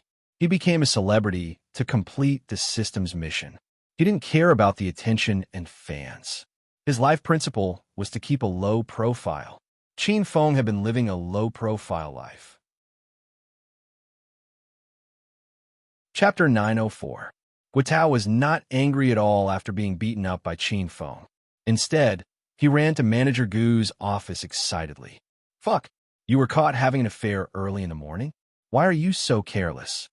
Manager Gu jumped in fright when he saw Guitao's swollen face. Guitao was speechless. He quickly explained, "Manager Gu, I wasn't having an affair. I was beaten up by Zheng Shuai." Guitao still had an excited look on his face after being beaten, causing the tongue Gu to be so scared that his eyeballs almost popped out. Last night, Lu Hai suddenly went crazy, and this early in the morning, why did Guitao also go crazy? "Are you out of your mind? Why are you so happy that Zheng Shuai beat you up?" "Manager Gu, you can't say that. My beating was planned. I set a trap for Zheng Shuai." Manager Gu's expression changed. He suddenly became spirited. "What trap? Speak clearly." Guitao mysteriously took out a USB drive and passed it to Manager Gu. "Manager Gu, take a look at this video first. Then you'll understand everything." Manager Gu's curiosity was piqued. He plugged the USB drive into the computer and opened the video. The video was the one where Qin Feng protected Ma Xin and beat Guitao up. The video was very clear and the conversation between the two could be heard. Manager Gu watched it from the beginning to the end, and a sinister smile appeared on his face. He understood everything now, huh? Guitao, good job, brat. Don't worry, I won't let you suffer this beating for nothing. Send this video to all the major media outlets and have them denounce Zheng Shuai's violent behavior. Let the entire entertainment circle ban Zheng Shuai. After this is done, I'll give you a bonus. As a veteran in the entertainment circle, Manager Gu immediately saw through Guitao's plan. Guitao had purposefully angered Qin Feng so that Qin Feng would hit him. After all, celebrities were different from ordinary people. A celebrity's every word and action was closely watched by the public, and if a celebrity did anything immoral, they would be condemned by the entire society. This time, Zheng Shuai beat Guitao up in front of so many people. He even cursed. This behavior was extremely vile. Manager Gu and Guitao had already seen Zheng Shuai's tragic ending. All right, I'll go do it now. Zhang Cuckoo came out of the bathroom after a shower. She was wearing a spaghetti-strap nightgown with lingerie underneath. Zhang Cuckoo walked out of the bathroom with a simple white towel wrapped around her body. She even bent over and raised her, but as she tidied her hair in front of the bathroom mirror. Kiki, go back to your room and dry your hair. Put on some proper clothes before you come out. Rao Sherman was on the verge of going berserk when she saw Qin Feng pasting his eyes on Zhang Cuckoo. Why did he have to go back to the house? Who's going to chat with you if I leave? I'll just do my hair here. You guys can do whatever you want. Zhang Cuckoo didn't mind being exposed. It was as if Qin Feng was a woman in her eyes. Rao Sherman and Ma Xinshin were completely speechless. Qin Feng still looked like a pig head, but the two girls didn't blame him at all. Or perhaps Qin Feng was actually a victim? It feels so good to take a bath. Brother Zheng Shuai, don't pour milk on me again, or I'll ask you to help me bathe. After Zhang Cuckoo finished drying her hair, she ran to Qin Feng's side and sat down. Qin Feng was so excited that he almost poured milk on Zhang Cuckoo again. Rao Sherman and Ma Xinshin didn't want to talk to Zhang Cuckoo anymore. The two girls sat quietly at the side and watched the television. Coincidentally, the morning news came on. It was about an alien incident. Sherman, look, I told you someone discovered an alien last night, but you didn't believe me. Now, the news is on the television. What should we do? The end of the world is coming. Zhang Cuckoo was so flustered that no one paid attention to her. Qin Feng was startled. He realized that the news wasn't talking about an alien, but the flaming golden eagle that Qin Feng rode. Last night, Qin Feng rode the flaming golden eagle to Zhongchuan City to rescue Li Ye. Along the way, many people spotted the flaming golden eagle, and some even took videos and photos. The television broadcasted the videos and photos taken by netizens. Fortunately, the flaming golden eagle was very fast. Moreover, it was nighttime, so the videos were very blurry. One could only see a flaming object moving at high speed in the sky. According to our radio station's reporter's understanding of the situation, this video was shared by a netizen. At 7:33 last night, this netizen took this video at Hong Kong Bay. Everyone can see an unknown object flying quickly in the video. It looks like a ball of flame. This video has been sent to China's National Defense Research Laboratory for further research. According to the research report, this unidentified flying object is most likely a new type of alien spaceship. Its speed is faster than the top fighter jets. The U.S. Department of Aviation sent a secret message this morning requesting to come to China to study this unidentified flying object. We will follow up on the situation of the flaming spaceship in outer space. Please pay more attention. Scan the QR code at the bottom of the screen. You can add our WeChat account. Rao Sherman and Ma Xinshin were dumbfounded. Even Zhang Cuckoo, who couldn't stop eating stride mall, quietly listened to the entire news report. Qin Feng was speechless. He was about to die of depression. He told the flaming golden eagle to keep a low profile, but the giant bird didn't listen to him. The flaming spaceship in outer space? Qin Feng didn't know whether to laugh or cry at the Chinese people's wild imaginations. Xin, Big Brother Zheng Shuai, what size do you usually wear? Zhang Kuku's anxious voice broke the silence in the living room. The three of them looked at Zhang Kuku curiously. Qin Feng asked, "Why do you ask?"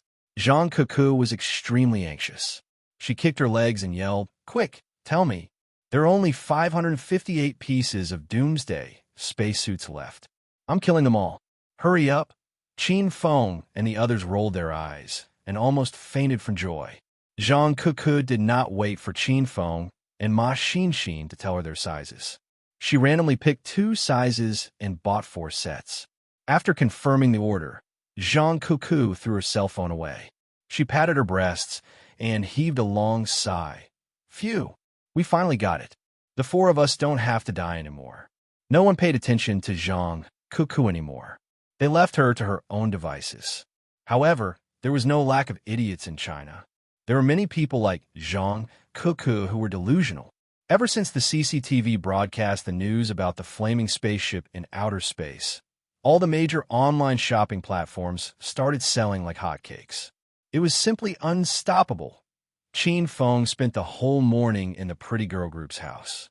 Since Cher was not here and Chairman Gu did not plan to start filming, they chatted and watched TV. Time flew by, and soon it was afternoon. After staying at home for the whole day, they were ready to go shopping and have dinner. Suddenly, an entertainment news was broadcasted on the TV.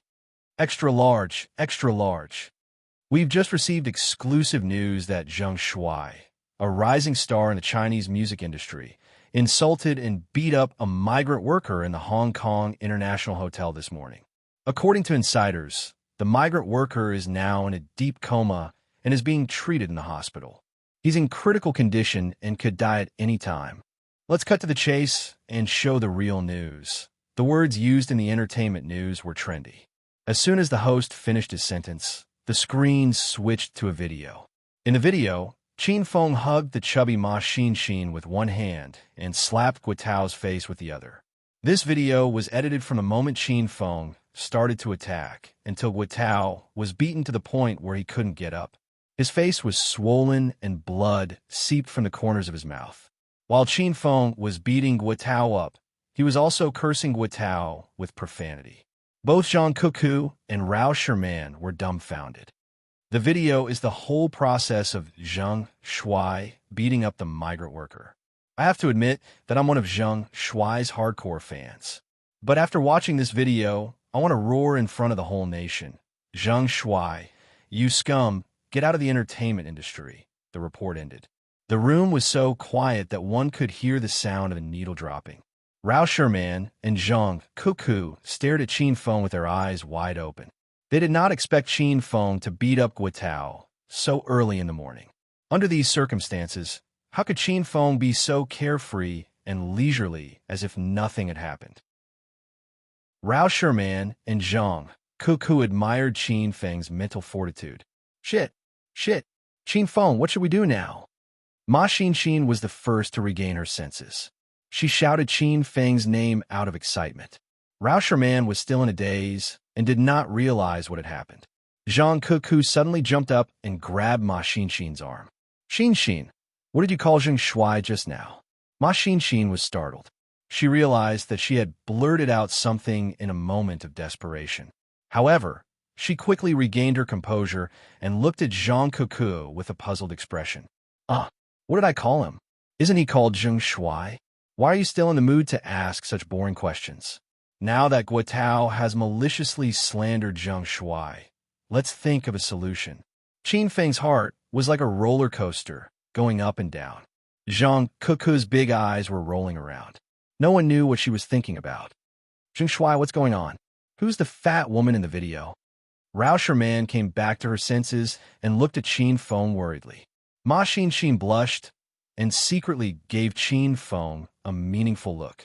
Because of the beauty group's high looks, Ma Xinxin had always felt inferior, especially when she became fat.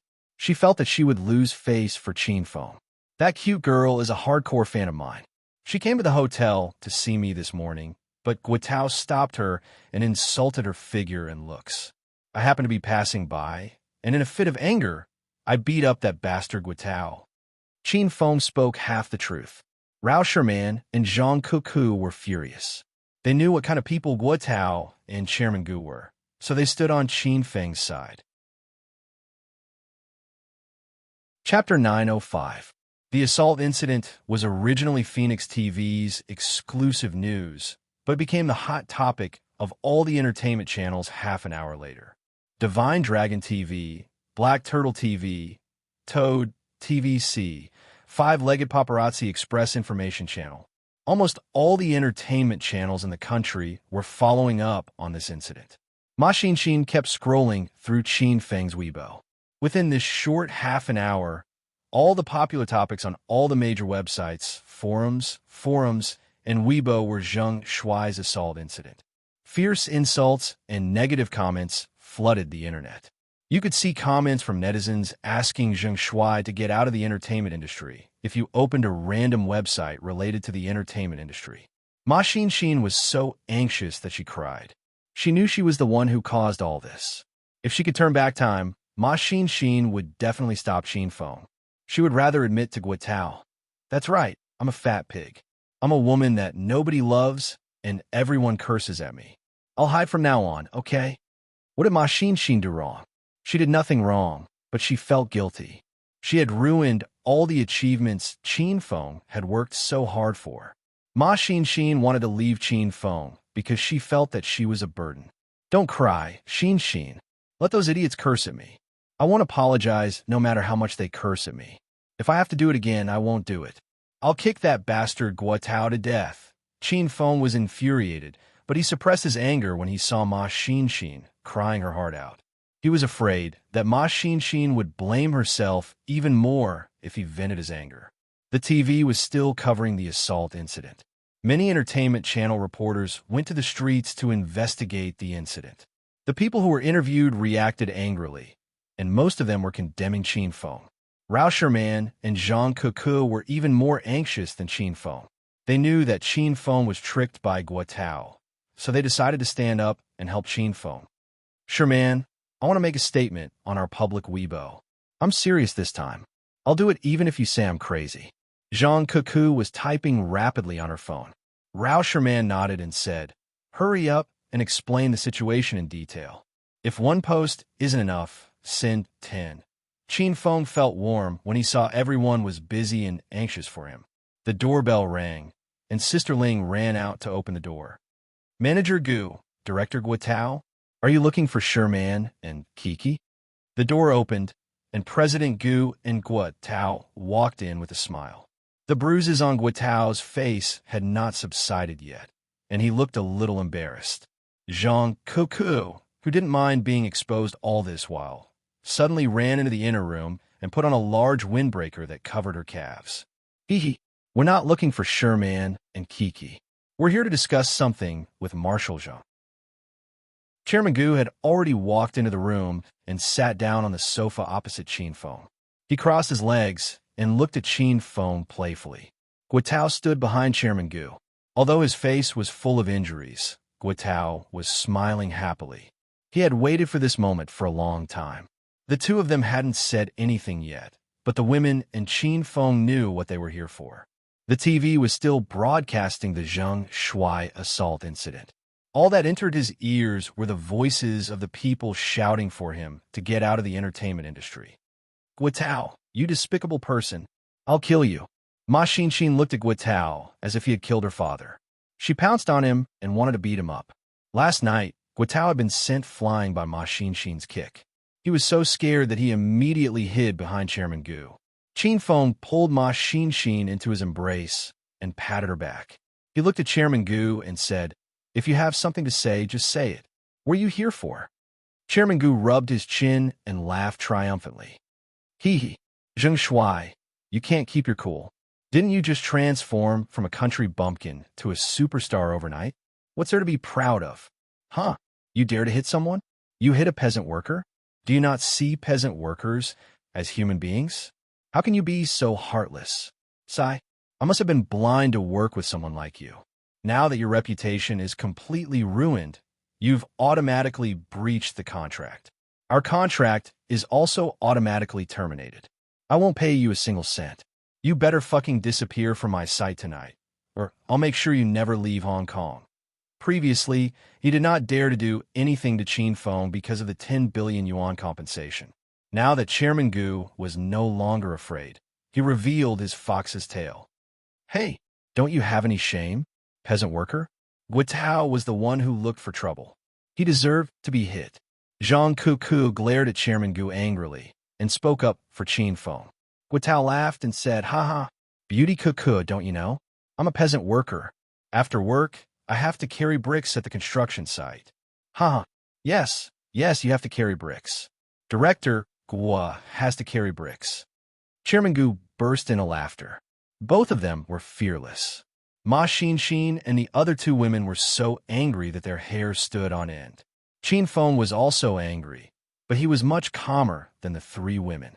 Especially when faced with an emergency, Qin Feng would quickly calm himself down and find a way to change the situation.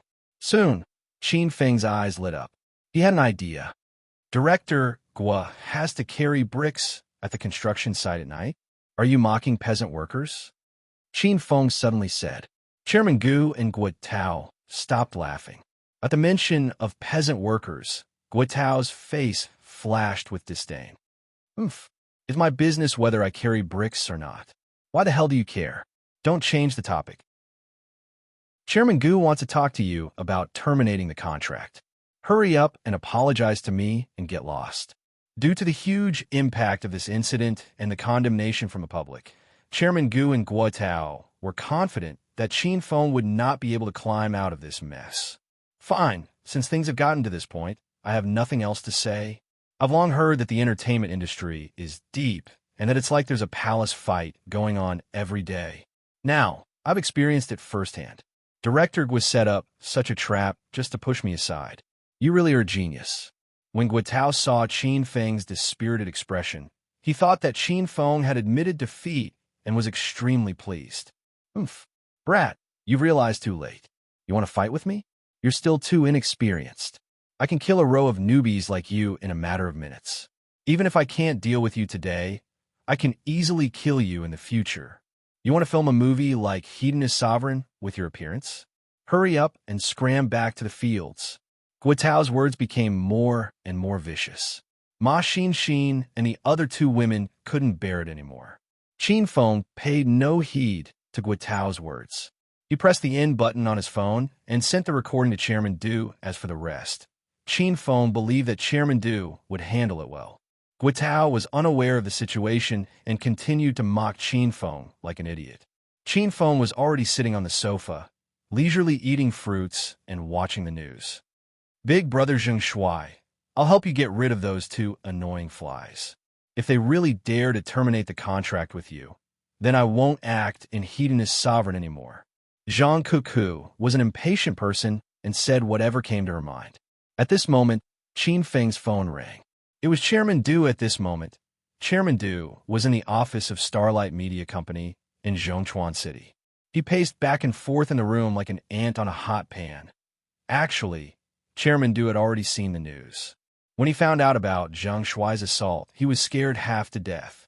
He hurriedly used all his channels and connections to try to block this negative news. However, the impact of this incident was too great. Moreover, Hong Kong's House of Millions media company deliberately promoted it. Chairman Du could not stop the situation no matter how hard he tried. Just when Chairman Du was extremely anxious, Qin Feng sent him a recording. After listening to the recording, Chairman Du immediately called him. "Mr. Zheng, is the recording you just sent Guitao?" Chairman Du didn't have time for pleasantries. He went straight to the point. "That's right. You should have seen the video. You know what to do, right?" Qin Feng knew that Chairman Du knew Guitao. Now that he had the recording, Chairman Du should be able to retaliate. I understand. Guitao, that scum, dared to set Mr. Zheng up. Please wait for a moment. I'll expose that bastard's plot now." Chairman Du hung up and started work. Guitao smiled playfully at Qin Feng and said, "Ugly country bumpkin, it's useless for you to call now. If you want to call people to deal with Chairman Gu and me, I advise you to stop daydreaming. This is Hong Kong, Chairman Gu's territory." Guitao thought that Qin Feng was calling for reinforcements, but he was not afraid at all. When Chairman Gu thought about how Lu Hai suddenly recognized Zhang Shuai as his big brother last night, he felt a little guilty. He cleared his throat and said, "Zhang Shuai, we've known each other for a while. I don't want to make our relationship too stiff. You ruined your reputation this time. According to the rules of the entertainment industry, I can't use you as the main character anymore. You should leave now. We'll part on good terms." Chairman Gu originally planned to flirt with the beauty duo, but the sudden appearance of Zhang Shuai completely ruined Chairman Gu and Guotao's plan. Now, the two of them had put down everything they were doing. The only thing they needed to do was to chase Qin Feng out of Hong Kong. Zhang Kuku suddenly stood up and was about to bicker with Guotao and Chairman Gu again. Qin Feng pulled her to sit beside him and said unhurriedly, "Oh right, which channel is the main channel of Starlight Media?" Qin Feng was still in the mood to watch Starlight Media at this time. Everyone was stunned. No one could understand Qin Feng's thoughts. Zhang Kuku was stunned. She picked up the remote control and switched to the channel of Starlight Media. "Big Brother Zhang Shuai. Do you want to watch young Master Du's drama, The Most Handsome High School Student? It will start in half an hour. I've been watching that drama every night. I like the main character very much. He looks like the warm guy next door." Chapter 906. Ignoring Zhang Kuku, Qin Feng ate his fruits and watched Star TV as if he was waiting for something. Ma Xin and Rao Sherman couldn't understand Qin Feng at all. At a time like this, they didn't know where Qin Feng got his confidence to be so calm. President Gu did not have the patience to waste time with Qin Feng. He signaled Guotao with his eyes. Guotao immediately slammed the table and stood up. He yelled at Qin Feng, "Brat, are you playing with us? Do you think there's nothing going on between me and President Gu? Let me tell you, I'll give you 5 more minutes. If you don't leave after 5 minutes, we won't go easy on you." The beauties could not stand Guotao's arrogance any longer. Ma Xin stood up and prepared to send Guotao flying with a kick. Star TV will now broadcast an urgent entertainment news. Before Ma Xin could lift her leg, the voice from the TV attracted everyone's attention. Star TV was playing an advertisement when the screen suddenly changed to an entertainment news report. This afternoon, the Zhang Shuai assault incident that caused an uproar in the entertainment circle has new investigation results. According to the verification of our station staff, we will now broadcast the true situation of this incident. The beautiful host's voice trailed off and the screen switched to a video. The video was still the same one that showed Qin Feng beating Guotao up. Everyone, please watch this video carefully. The victim in the video is not a peasant laborer. According to our investigation, this man is Guotao, 36 years old. He's the director of Hong Kong's House of Millions Media Group. According to our reporters, Zhang Shuai is currently staying at Hong Kong's International Hotel to film the movie adaptation of the most popular IP novel, Hedonist Sovereign. Guotao is the director responsible for receiving Zhang Shuai. They know each other. However, when the video was released, the director of Hong Kong's House of Millions Media Group said that the victim was a peasant laborer. He's obviously lying through his teeth. Now, let me play a recording of the conversation between Guotao and Zhang Shuai 10 minutes ago. The video and the beautiful host's voice disappeared and was replaced by a recording. All right, I have nothing to say since it has come to this. It was Zhang Shuai's voice. Brat, you're too late. You want to fight me? You're still too inexperienced. I can kill a row of newbies like you in minutes. What followed was Guotao's arrogant and despotic shout. The recording kept playing, but President Gu and Guotao's faces gradually turned cold. The two finally understood what Zhang Shuai was waiting for. Why was he so calm and composed? It turned out that this guy had already thought of a countermeasure. Unknowingly, he had dragged President Gu and Guotao into the ditch. Damn you, Zhang. You dare to play dirty. I wanted to part ways on good terms, but now you're the one asking for trouble. Guotao gritted his teeth in anger. He took out his phone and prepared to call someone to teach Qin Feng a lesson. Ma Xin was so excited that she didn't have to worry about Guotao anymore. Before Guotao could make a call, Ma Xin kicked Guotao and his phone to the door. Bang! The fall was so loud that the sound of bones breaking could be heard. The iPhone 7 that Guitao had just bought broke into two halves. Guitao screamed in pain. His voice was terrifying. Manager Gu was so scared that he broke out in cold sweat. The TV had already clarified the whole incident. Then, the scene switched to the main street of the provincial capital. The reporters of Star Media were extremely busy tonight. They were all doing investigations on the streets. "Hello, citizen. Have you seen the report on Zheng Shuai's assault?" asked the reporter. "I just saw it. I've wronged Zheng Shuai. He's such a good young man. That bastard is called Guitao, right? That brat better not come to the provincial capital. If I see him, I'll bring all my old square dance partners to kill him." The woman being interviewed was extremely emotional. "Beauty, what do you think of Zheng Shuai?" This time, the person being interviewed was a chubby woman. When she heard the two words Zheng Shuai, her eyes lit up. She snatched the microphone and yelled, "Zheng Shuai, do you have a girlfriend? I'm willing to do anything for you. I want to bear your children. You're the Prince Charming of us, fat women. You've helped us regain our confidence. I'm proud to be your fan."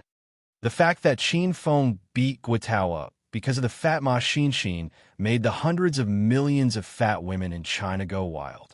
They lived cautiously and had the same troubles as Ma Xin. They were often ostracized and looked down on. They had low self-esteem and were easily hurt. But today, Qin Feng cleared their names. So what if they were fat women? Fat women were also people, and they could live sexy and adorable lives. The interview on the street was suddenly interrupted because the situation was too heated and out of control. The TV screen was black, and only the fans' chants could be heard. "Zheng Shuai is the most handsome. Go Zheng Shuai." Ma Xin cried, while Rao Sherman's eyes reddened. Rao Sherman was also a celebrity. Seeing the fans' support and care, Rao Sherman was deeply touched. Zhang saw that she couldn't watch the TV anymore.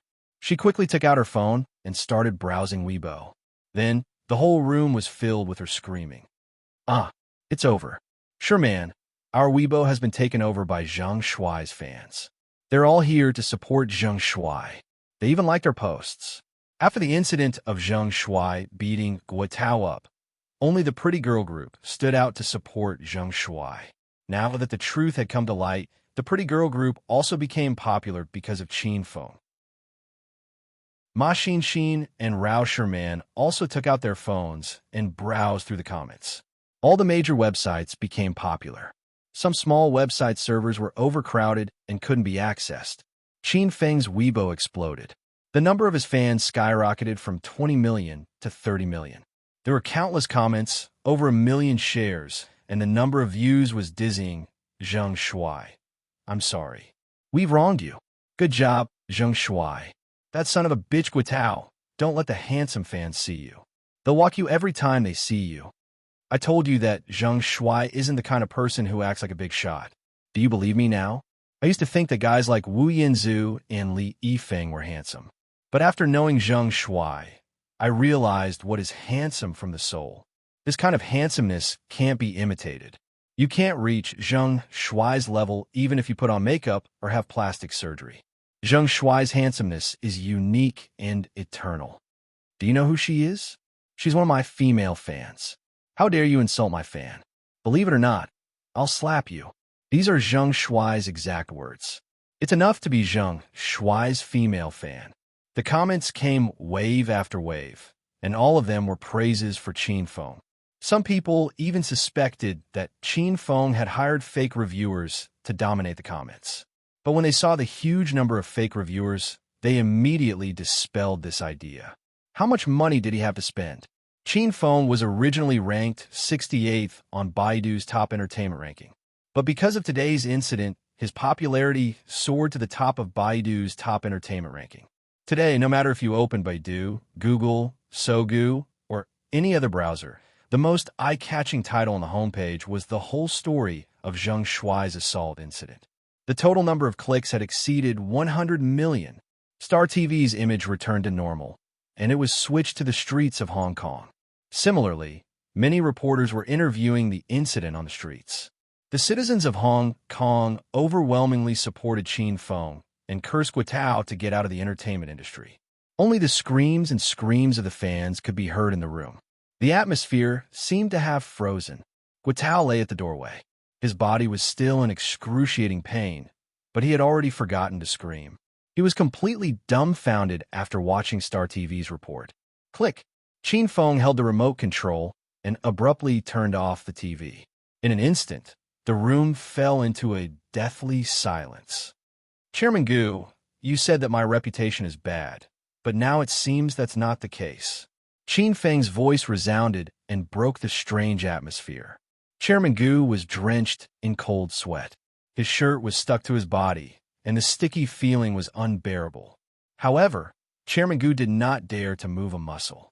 The sudden turn of events had caught him and Guo Tao off guard. Both of them were still in a daze. What the fuck? Big brother Zhang Shuai is talking to you. Are you mute? Zhang Kuku glared at Chairman Gu angrily. Chairman Gu's eyes rolled to the back of his head. Ahem. Ahem. So, Zhang Shuai, you were framed? Look at this mess. I didn't know anything about it. I'm so sorry.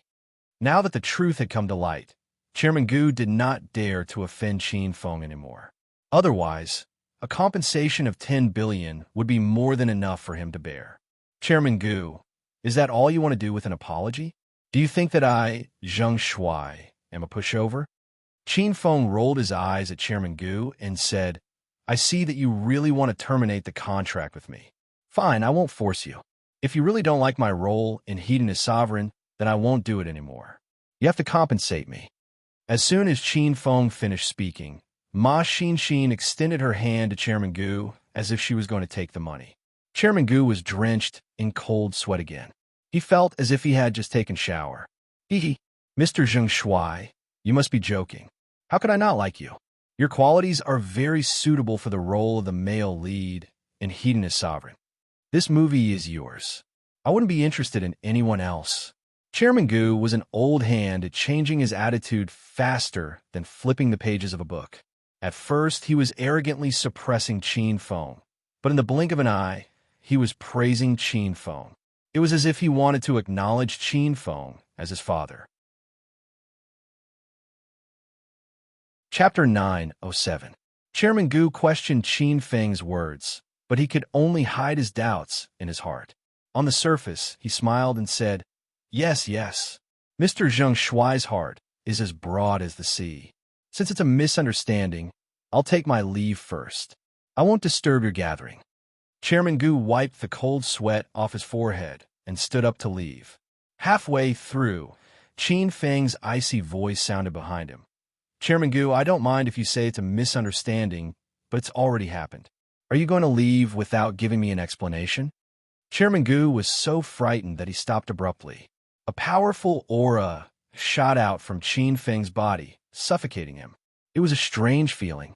Chairman Gu felt his legs were as heavy as lead, and he couldn't run even if he wanted to. Mr. Zheng Shuai, how do you want to solve this? Chairman Gu was uncertain, so he asked for Qin Feng's opinion first. This time, Guatao purposely set me up. Chairman Gu, do you really have nothing to do with this? You don't know anything about it? Qin Feng's eyes emitted a cold light, and Chairman Gu trembled in fear. Before meeting Qin Feng, Chairman Gu had only heard of the term murderous aura. However, at this moment, Chairman Gu could clearly feel the dense murderous aura. It was as if the murderous aura had solidified. If Qin Feng displeased him, Chairman Gu felt he would die. Under the suppression of stage 9 inner chi, Chairman Gu didn't hesitate at all. He turned around and kicked Guatao, causing Guatao to shriek in shock. Gee, Chairman Gu, what are you doing? Damn you, Guatao. How dare you set up a trap for Mr. Zheng Shuai? I've trusted you and even focused on nurturing you. Look at the disgusting things you've done. I'll stomp you to death. Chairman Gu stomped on Guatao and signaled him with his eyes. He wanted to knock Guatao out, so he wouldn't have to worry about Guatao spilling the beans. Gee, Chairman Gu, it's not my fault.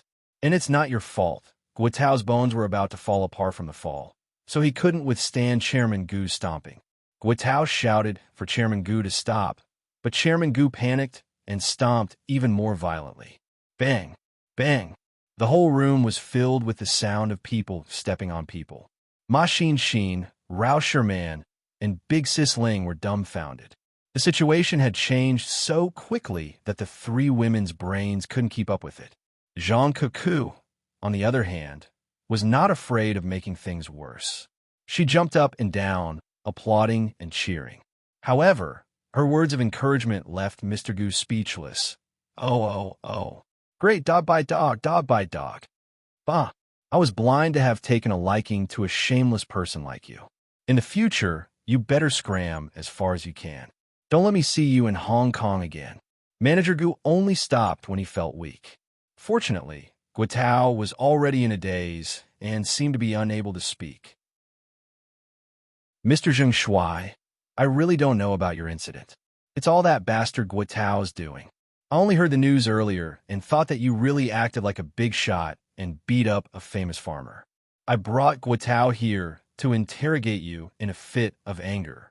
After beating up Guotao, Chairman Gu immediately changed his attitude to one of friendliness and friendliness. His change of attitude was faster than a chameleon. The women were speechless again. Now that the truth has come to light and Mr. Zheng Shuai's name has been cleared, I'm really happy for you. As for that bastard Guotao, I'll fire him in front of everyone. From now on, Hong Kong's House of Millions Media Group will have nothing to do with him. Mr. Gu was indeed a seasoned driver with essential bomb in his pocket. His trick of burning the bridge after crossing the river was not subtle at all. In order to help Mr. Gu chase Qin Feng away, Guotao had been beaten and scolded. In the end, he was fired. Guotao's eyes rolled back, and he fainted from anger. Do you really want to fire Guotao? Zhang Cuckoo suddenly asked Mr. Gu. Mr. Gu was very dissatisfied with this nickname, but he couldn't say it out loud. He said in an indifferent tone, Guotao is a scum. He's completely against the pursuit and purpose of House of Millions Media Group. You don't have to persuade me anymore. Today, I'll fire him.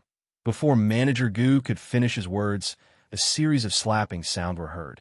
Everyone quickly turned to the door and saw Zhang Cook, who had taken out a fly swatter and was slapping Guotao's head. You big fly, who asked you to frame Big Brother Zheng Shuai? Today, Cuckoo will get rid of a scourge for the sake of the people. I'll beat you to death, you stinky fly. Everyone's mouth twitched violently. They were speechless. Zhang Cuckoo slapped Guotao to her heart's content. After a while, Qin Feng regained his senses and said, Cuckoo, that's enough. Don't kill the fly and dirty the house. Zhang Cuckoo was very obedient to Qin Feng. Even Qin Feng couldn't figure out why. Zhang Cuckoo immediately ran back to Qin Feng's side after Qin Feng said he would stop slapping Guotao. Mr. Gu looked at the large fly swatter in Zhang Cuckoo's hand. He was afraid that this crazy woman would slap him on the head. Ahem. If there's nothing else, I'll go and book a private room. I've wronged Mr. Zheng Shuai today. I'll treat everyone to dinner tonight as an apology. This time, Qin Feng didn't stop him. It was not a big deal to get rid of a small fry like Guotao. However, it was not the time for Qin Feng to shed all pretense of cordiality with Mr. Gu yet. Qin Feng still had to film the movie Hedonist Sovereign. If Mr. Gu was chased away, who would invest in the movie and promote Qin Feng's movie? The ladies heaved a sigh of relief after Mr. Gu left. The incident of Zheng Shuai assaulting Guotao was too violent. The ladies were scared out of their wits. Now that the situation had calmed down, Qin Feng seized the opportunity to make a name for himself. Everyone was happy for Qin Feng. Ma Xin had already kicked Guotao out of the room. They sat on the sofa and continued to watch the news. The incident became more and more popular. In the end, it was broadcast on the evening news. The program dedicated 5 minutes to narrating the incident. At night, Qin Feng brought the ladies to the same place where they had dinner last night. From start to finish, Mr. Gu welcomed them with a smile. He was courteous and respectful to everyone. He did not mention the incident of Zheng Shuai assaulting Guotao. It was as if it had never happened. However, no one saw Guotao that night. It seemed like Guotao had been fired by Mr. Gu. Without such a troublesome person, everyone was in a good mood. The dinner was lively and colorful. Qin Feng had a great time with Ma Xin and the ladies. In the end, Mr. Gu was ignored by everyone. No one spoke to him or offered him a toast. However, Mr. Gu was not in the mood to be angry. He forced a smile and sat with Qin Feng and the ladies. Finally, the banquet ended. The pretty girls bade Qin Feng farewell and left. Ma Xin was afraid that it would cause a misunderstanding, so she followed them to her room. Qin Feng and Mr. Gu walked together in the corridor. Mr. Gu was so scared that his palms broke out in cold sweat. He did not dare to speak to Qin Feng. By the way, Mr. Gu, it's about time to start filming the movie Hedonist Sovereign. Otherwise, it's not good for us to waste our time like this. Qin Feng suddenly said. Mr. Gu's heart skipped a beat. He still did not want Qin Feng to be the male lead. Huh, Mr. Zheng Shuai, don't be in such a hurry. The celebrity Cher hasn't arrived yet. It's not easy to film this movie. Mr. Gu used Cher's matter as an excuse again. Qin Feng smiled and said, Mr. Gu, I've studied the script carefully. Cher scenes are scheduled to appear in the middle of the movie. We can film the early part of the plot first. When we're halfway through, Cher will appear. Mr. Gu rolled his eyes. This time, he could not refute Qin Feng. Ahem, Mr. Zheng Shuai. It's just a matter of 2 or 3 days. Don't worry, I'll pay you according to your salary.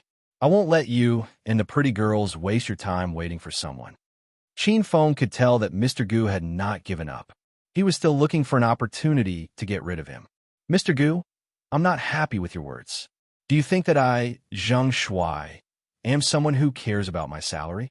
I only came to film because I had my eyes on the script of Hedonist Sovereign. I'm usually busy, not for money, but for my pursuit of artistic life. Either you start filming tomorrow, or I'll leave tomorrow. Transfer the money from breaking the contract to my account. Anyway, Bosku isn't someone who lacks money. Qin Feng only had 3 months before he had to challenge the Dragon God again. He did not have time to waste with Mr. Gu. Mr. Gu was put in a difficult position. He really did not want Qin Feng to be the male lead. If he did, wouldn't the most popular IP adaptation of 2016 be ruined? All right, we'll start filming tomorrow. Mr. Gu hesitated for a moment before agreeing. What could he do if he did not agree? However, Mr. Gu had already made up his mind. At most, he would film 2 scenes first. After that, he would find a way to get rid of Qin Feng. After that, he would find a new actor and reshoot all of Qin Feng's scenes. That's right. The earlier we finish filming, the earlier we can release it. The earlier we can sell the box office. Qin Feng laughed. Mr. Gu was filled with disdain. You want to sell the box office with your looks? You made a good idol drama into a horror film. However, Mr. Gu did not dare to say this in front of Qin Feng. He laughed and said, haha, that's right. I believe that with Mr. Zheng Shuai's current fame, once this drama is released, it will set a new record in China's box office. That's true, that's true. All right, I've seen the script. The first scene has a bed scene. This bed scene doesn't seem very good. Qin Feng suddenly brought up the topic of the script. The bed scene was what he was most concerned about. Mr. Gu was about to bring up this matter. How could he let Qin Feng film the bed scene? Wouldn't that be pushing the beautiful girls into the fire pit? Chairman Gu planned to take advantage of this filming opportunity to get the 2 women into bed. If Qin Feng shot the bed scene first, Chairman Gu might not have the appetite to make a move on the beauties. Mr. Zheng Shuai is indeed a gentleman. Since you don't want to film the bed scene, I'll get the production department to change the script, Mr. Gu said decisively. Qin Feng hurriedly waved his hand. No. Mr. Gu, you've misunderstood me. I just feel that the bed scene is only set for 10 minutes. Isn't that too short? How can it reflect my power and masculinity? Mr. Gu was stunned. His brain couldn't process what Qin Feng was saying. He instinctively asked, then how long do you plan to film? At least 45 minutes. That's just enough for 1 class. Mr. Gu rolled his eyes and nearly fainted from anger. 45 minutes was just enough for half of the movie. You want me to use half of the movie's time for your bed scene? The SARFD will kill me. Chapter 908. Qin Feng was skilled, had a mysterious identity, and was a strange person. President Gu could not win against Qin Feng, so he had to compromise with Qin Feng for the time being. Cher hadn't arrived yet, but at Qin Feng's request, Hedonist Sovereign officially began filming. The filming location was in the suburbs of Hong Kong, and the first scene was a scene of the hero saving a damsel in distress and a sex scene. This was Qin Feng's first time acting in a movie. He rushed to the theater with the pretty girl group and Ma Xin early in the morning. Qin Feng was overjoyed when he saw the rows of beautiful women standing around him. After all, these women were the female leads of Hedonist Sovereign. Rao Sherman and Zhang Kuku wore sunglasses and sun hats. Sister Ling was responsible for holding umbrellas for them. Zhang Kuku found a pair of men's sunglasses and insisted on letting Qin Feng wear them. Ma Xin followed Qin Feng and held the umbrellas for him. The three of them looked like superstars. As soon as they arrived at the theater, everyone turned to look at them. Haha, the three of you are finally here. The other supporting roles are ready, and we can start shooting at any time. President Gu was personally responsible for the filming of the movie after Guitao was fired. After all, Hedonist Sovereign was President Gu's most popular IP work this year. He was very concerned about the effects and quality of this movie. The second and third-rate actors were envious of President Gu because the pretty girl group was a rising star in the Chinese music industry. Many people in the theater did not even know them. However, the moment they saw Qin Feng, the crowd went wild. Zheng Shuai's assault incident had caused a huge uproar yesterday. No one expected that Zheng Shuai would appear in the theater today. When they found out that the male lead of Hedonist Sovereign was Qin Feng, everyone's expression changed, and the atmosphere became strange. Qin Feng ignored everyone's strange gazes and paid no attention to their discussion. He looked at President Gu and said with a smile, "President Gu, you should have done what we agreed on last night, right?" Qin Feng spoke in code and acted mysteriously. Ma Xin and the other two women looked at Qin Feng and President Gu in confusion. They had no idea what kind of shady deal they were making. Chairman Gu's mouth twitched. He originally thought that Qin Feng would forget about this after a night of sleep. However, it seemed that this brat most likely wanted to play the male lead because there were many female leads in this movie and there were plenty of sex scenes. Hee Mr. Zheng Shuai, don't worry. I've increased the original 10 minutes to 20 minutes. Are you satisfied now? Only 20 minutes? Sigh. Qin Feng shook his head and sighed. He was obviously dissatisfied. Chairman Gu wanted nothing more than to slap Qin Feng to death. Do you want to put on a 100-minute bed scene? I'll just turn the whole movie into an AV. Brother Zheng Shuai, what are you guys talking about? 10 minutes, 1 minute. 20 minutes the next? What are you going to do? Zhang Kuku stuck her head out and looked at Qin Feng curiously. Qin Feng blushed when he saw her innocent face. Hee Chairman Gu, let's make it 20 minutes. Let's hurry up and start filming. Qin Feng didn't answer Zhang Kuku's question. Chairman Gu turned around and started cursing Qin Feng in a low voice. What the fuck was this? She had never seen such a vulgar actor. Come. Director and cameraman, please take your places. The extras and supporting actors should take care of themselves. Don't steal the show or act recklessly. Otherwise, you won't have a lunchbox for lunch. Chairman Gu started out as a director. After shooting so many movies, he was quite famous in the director's circle. He was the one who directed a few of his previous movies. Since Chairman Gu had spoken, everyone got into position. The first camera cut to Qin Feng's face. Qin Feng had read the script of this movie before. This scene was about a hero saving a damsel in distress. Qin Feng met a beautiful girl group called Cauliflower on the mountainside. Both of their legs were crooked. Qin Feng used his miraculous medical skills to save them from the mountainside. Then, he rested in a small temple. Since Qin Feng was handsome and had an innate domineering aura, the beautiful girl group was deeply attracted to Qin Feng.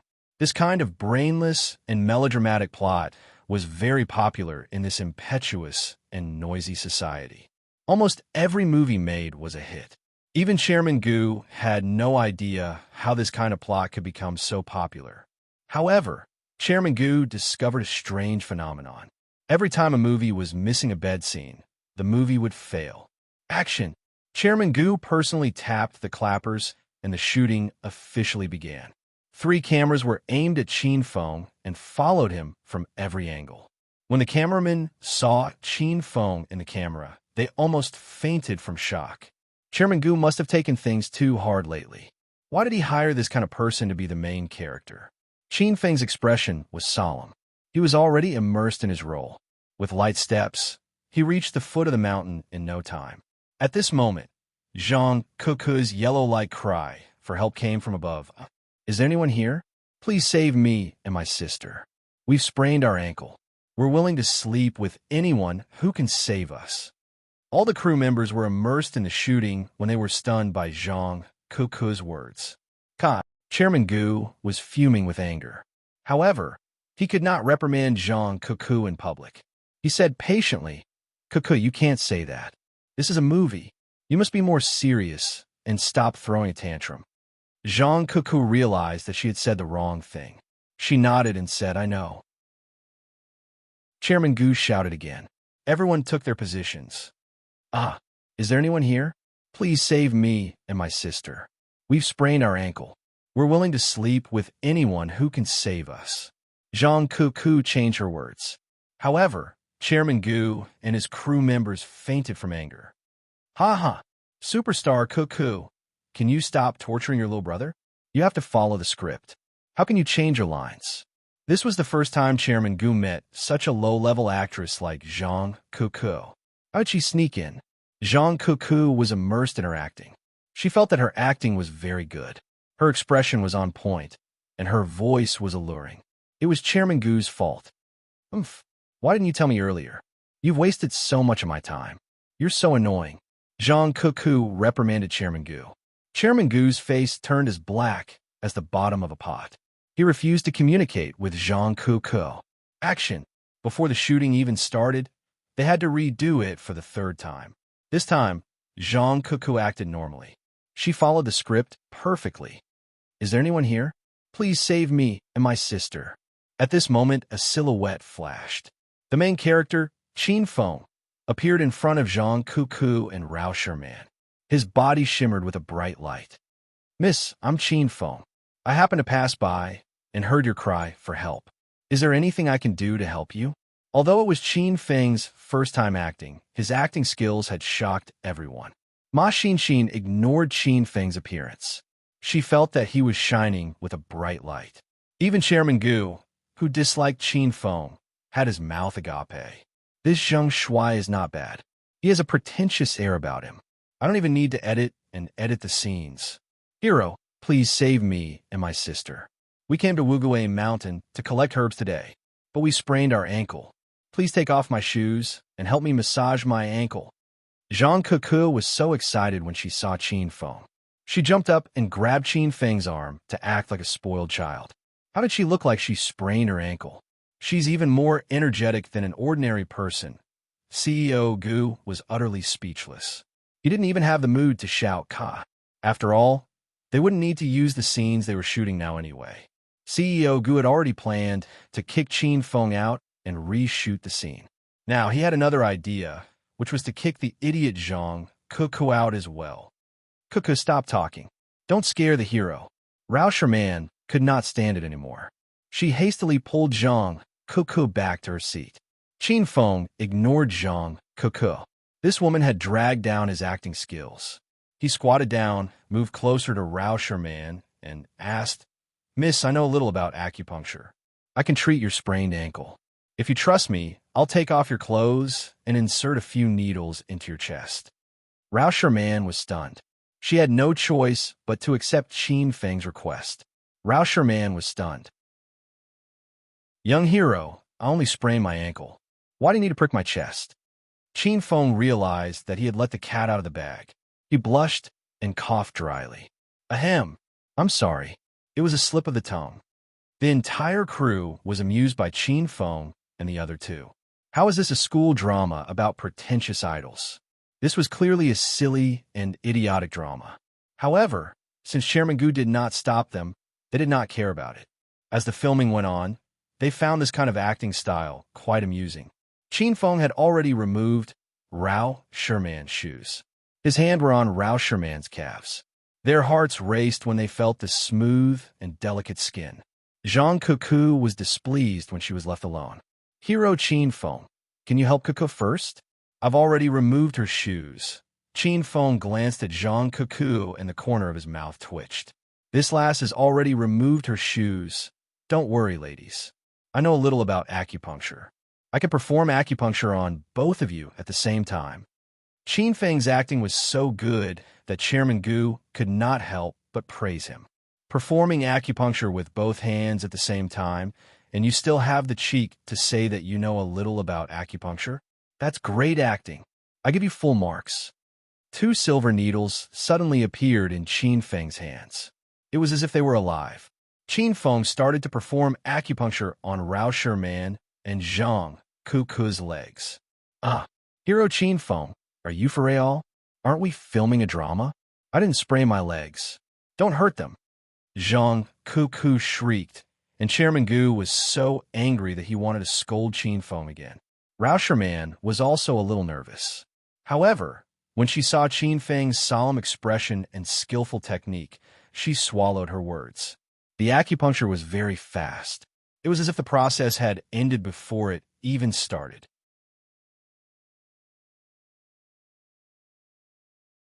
Chapter 909. Qin Feng withdrew the needles and ran down the mountain with Rao Sherman in his arms. Before Rao Sherman could prepare herself, she was already in Qin Feng's arms. Qin Feng carried her like a princess. He couldn't help but pinch Rao Sherman's slender waist. When Zhang Cuckoo came back to her senses, Qin Feng had almost reached the foot of the mountain. She chased after him angrily. Hey, Hero Qin Feng, don't forget me. Qin Feng shouted without turning his head. Run down by yourself. I don't have the time to save you. Qin Feng ran with Rao Sherman in his arms while Zhang Cuckoo chased after him with all her might. Everyone was dumbfounded by this scene. What kind of drama is this? The script was changed so much that it was unbearable to watch. Ma Xin and Sister Ling were rocking back and forth in laughter, and some of the supporting actors were also amused. Boss Gu's face, which had turned black from anger, suddenly twitched a few times. He wanted to laugh, but he held it in. Due to Qin Feng's fast speed, Rao Sherman had no choice but to hug Qin Feng's neck tightly. Their bodies bumped into each other from time to time. Rao Sherman was so embarrassed that she wanted to bury herself in a hole. Rao Sherman was in a daze. She suddenly blamed herself. I like Qin Feng, so how could I hug Zheng Shuai so ambiguously? However, Zheng Shuai was running too fast, so Rao Sherman didn't dare to let go. If she did, she would roll down the mountain. Quick, it's time for the bed scene. Quick, switch to the bed scene. Qin Feng shouted at Chairman Gu as soon as he reached the foot of the mountain. He was still dozens of meters away from Chairman Gu. All the staff members couldn't hold back their laughter. They laughed until tears streamed down their cheeks. Chairman Gu's nose twitched. He waved his hand and shouted, "Cameramen and lighting technicians, go to the temple. The rest of you, wait outside." The group of people followed Qin Feng into the shabby little temple. There was already a wooden bed inside, and it was surrounded by a straw mat. Some broken pieces of wood were scattered all over the ground, and there were cobwebs on the roof and walls. This was a small temple that had been abandoned for many years, specially chosen for the filming effect. Qin Feng's interest was piqued the moment he entered the temple. Are we filming a bed scene in a place like this? It's so cool. Phew. Great Hero Qin Feng, you're too unkind. You've left a weak girl on a mountain. What if a jackal, wolf, tiger, or leopard comes after you? Zhang Cuckoo chased after Qin Feng. This little girl's stamina and speed were not to be underestimated. Qin Feng ignored Zhang Cuckoo and yelled at CEO Gu. Get the male cameraman out of the room. Leave the female cameraman in the room. I'm willing to sacrifice myself for the sake of the artistic effect. I want the bed scene to be real. Don't try to talk me out of it. I'm a man of my word. Qin Feng listed a bunch of requests, and everyone was dumbfounded. Rao Sherman finally extricated herself from Qin Feng's embrace. She was so embarrassed that her cheeks were completely red. Rao Sherman almost ran away in fright when she heard that they were going to turn the act into reality.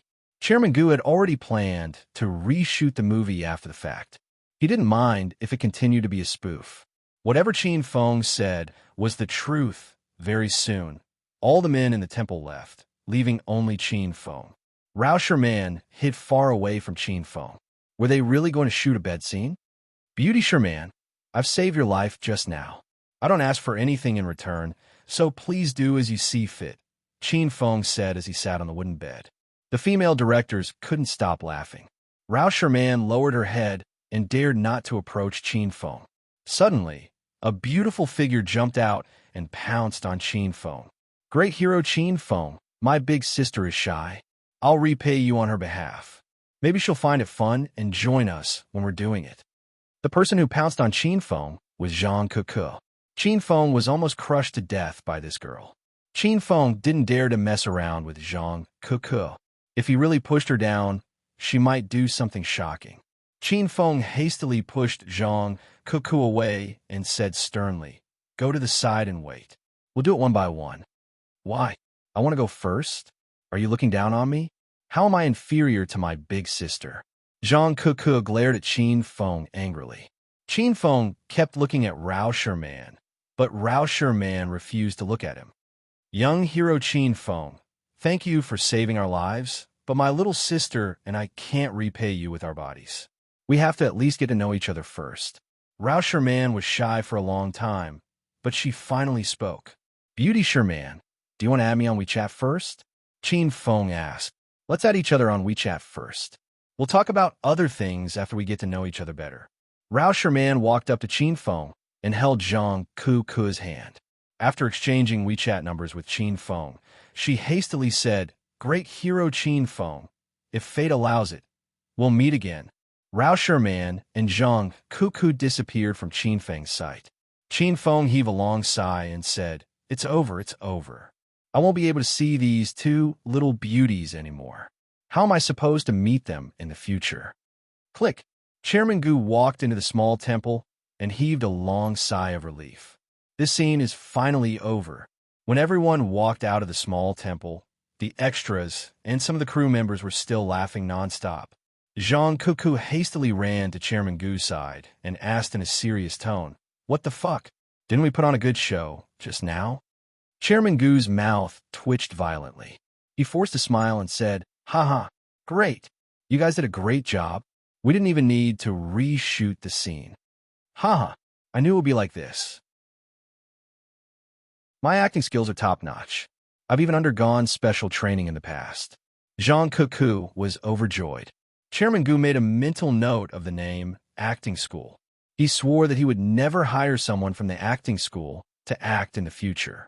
Today's scene was finally over. It was surprisingly smooth, to the point that Qin Feng felt a little regretful. "Where's the bed scene? It didn't even start. Thank you for your hard work. Today's scene is over. Go and get your bento boxes." Chairman Gu hastily dismissed the crew members and the extras. He was afraid that Qin Feng and the others would not be satisfied and wanted to reshoot the scene. After everyone left, Chairman Gu cheerfully welcomed Qin Feng and the others to the restaurant. Suddenly, his phone rang. "What? Snow is here? Okay. Take Snow to the International Hotel. I'll be there now." Chairman Gu hung up the phone with a gloomy expression. Whatever he was worried about had come true. "Chairman Gu, I heard that Snow is here." Qin Feng smiled. "Huh, she's here. She just got off the plane. Let's go back to the hotel now.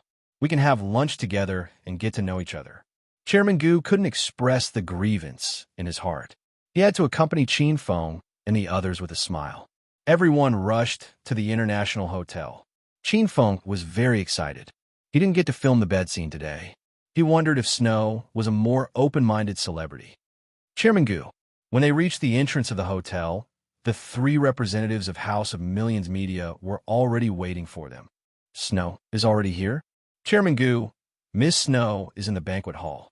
She just arrived less than 5 minutes ago." "All right, do what you need to do. I'll stay here."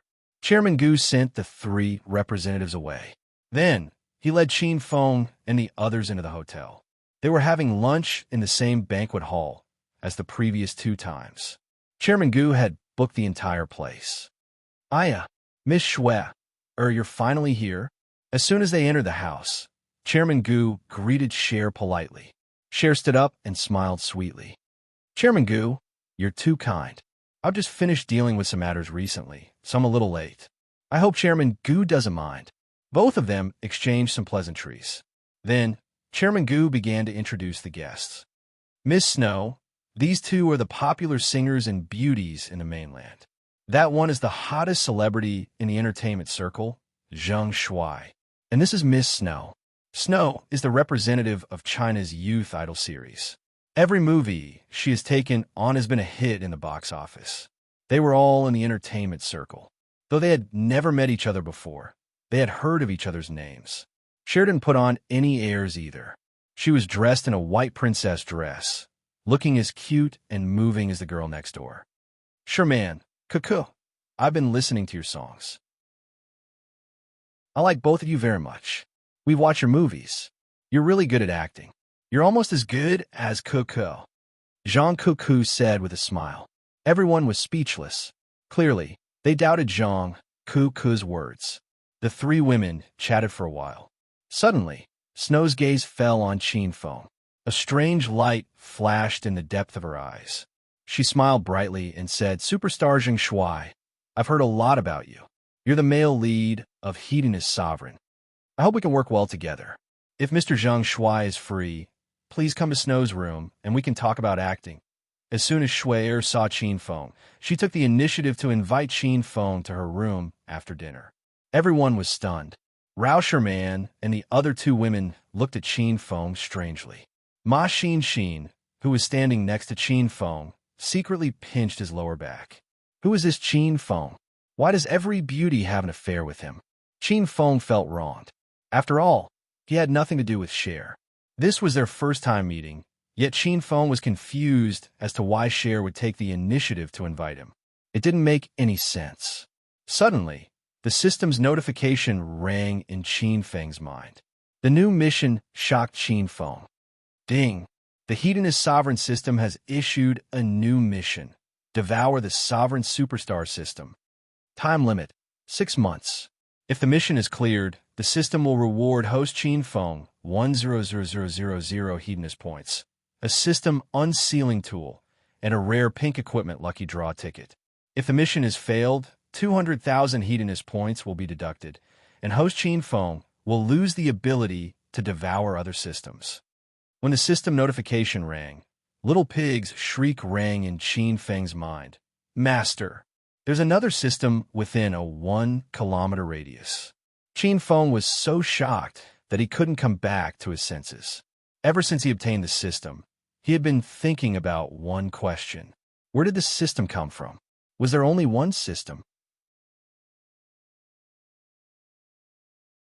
Chapter 9-10. There are other owners of systems? How many systems are there on Earth? How powerful are these systems? Are they as powerful as my system? In an instant, Qin Feng's mind exploded. Countless thoughts surged into his mind, but he couldn't answer a single question. Little Pig, confirm the owner of the Sovereign Superstar System for me. Qin Feng hurriedly said to Little Pig after regaining his senses. Master, every system has its own protection and concealment function. There's no way to directly locate the owner of the system. Right now, the Hedonist Sovereign System can only confirm the existence of a system within a 1-kilometer radius. Little Pig's anxious voice contained a trace of excitement. There's no way to locate the owner? Then the owner of the Sovereign Superstar System can't locate me either, right? Qin Feng immediately realized another serious problem. Since the Hedonist Sovereign System had just issued a devouring quest, would other systems also want to devour his system? This was truly a man-eat-man. No, a system-eats-system society. Don't worry, Master. The Sovereign Superstar System is much weaker than Master's system. Although it can identify us, the range has to be reduced to within 100 meters. Moreover, the Sovereign Superstar System can't locate Master. As long as Master is careful and doesn't expose yourself, everything will be fine. Little Pig's words calmed Qin Feng down. Rauscher Man and the other women stared at Qin Feng strangely. Snow had asked Qin Feng many times, but Qin Feng didn't reply. Mr. Zheng Shuai, are you listening to me? I really like your songs. Let's talk more in the future. Qin Feng suddenly regained his senses. As soon as he saw Snow, the system notified him that a system had appeared within a 1-kilometer radius. Coincidentally, Snow was a superstar. Could the owner of the sovereign superstar system be Snow? To think that a superstar like Shui would pay attention to my song. I'm overwhelmed by the favor and shocked. Qin Feng hurriedly calmed down and returned to his usual carefree self. A strange light flashed through Snow's beautiful eyes. She smiled and said, Mr. Zheng Shuai, you're too courteous. You're much more popular than any of us here. It's only natural that we become your fans. Snow spoke very politely, and her words and actions had the demeanor of a big shot. Her every frown and smile was like a spring breeze. Qin Feng almost lost himself in her. Since Miss Cher is really my fan, I'll sit next to you tonight. We can talk more during dinner. Qin Feng casually sat down next to Shui. Shui didn't object, and a sweet smile hung on her face. Rauscher Man and the other two girls didn't know Qin Feng's intentions. In their opinion, Qin Feng's dissolute personality was acting up again. Hee. Everyone, please take a seat. It's my honor to be able to dine with China's top celebrities. President Gu greeted everyone with a smile. Everyone took their seats.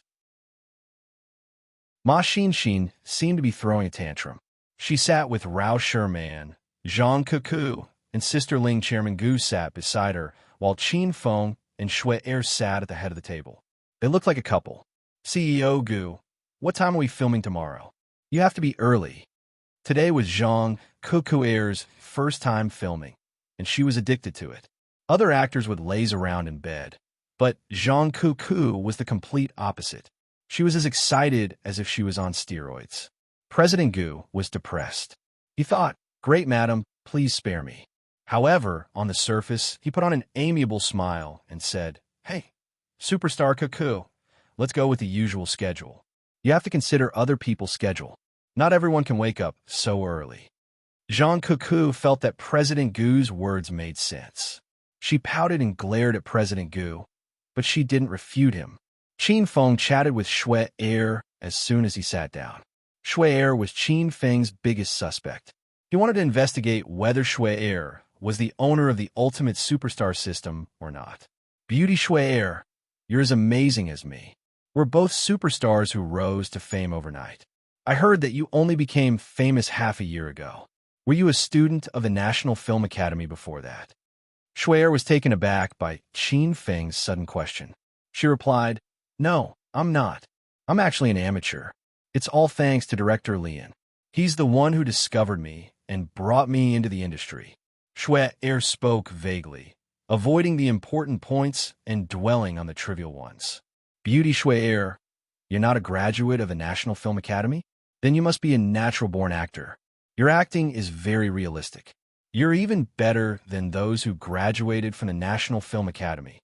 Don't praise me, I'll be shy. Actually, my acting is just SOSO. It's mainly because of the script.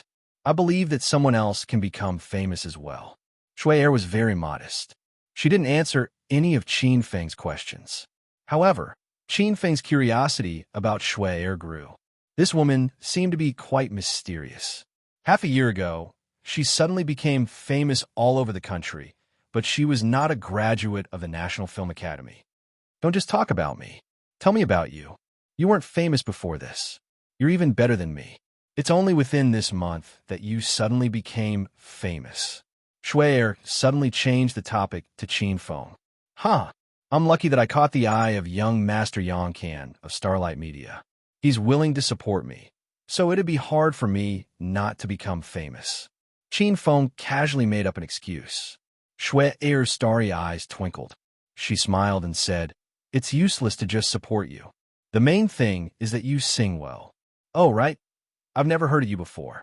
Judging from your voice and aura, you're obviously from the National Film Academy. Which music academy did you graduate from? Qin Feng asked Shui all the questions he had before. Now, Qin Feng realized how tricky his questions were.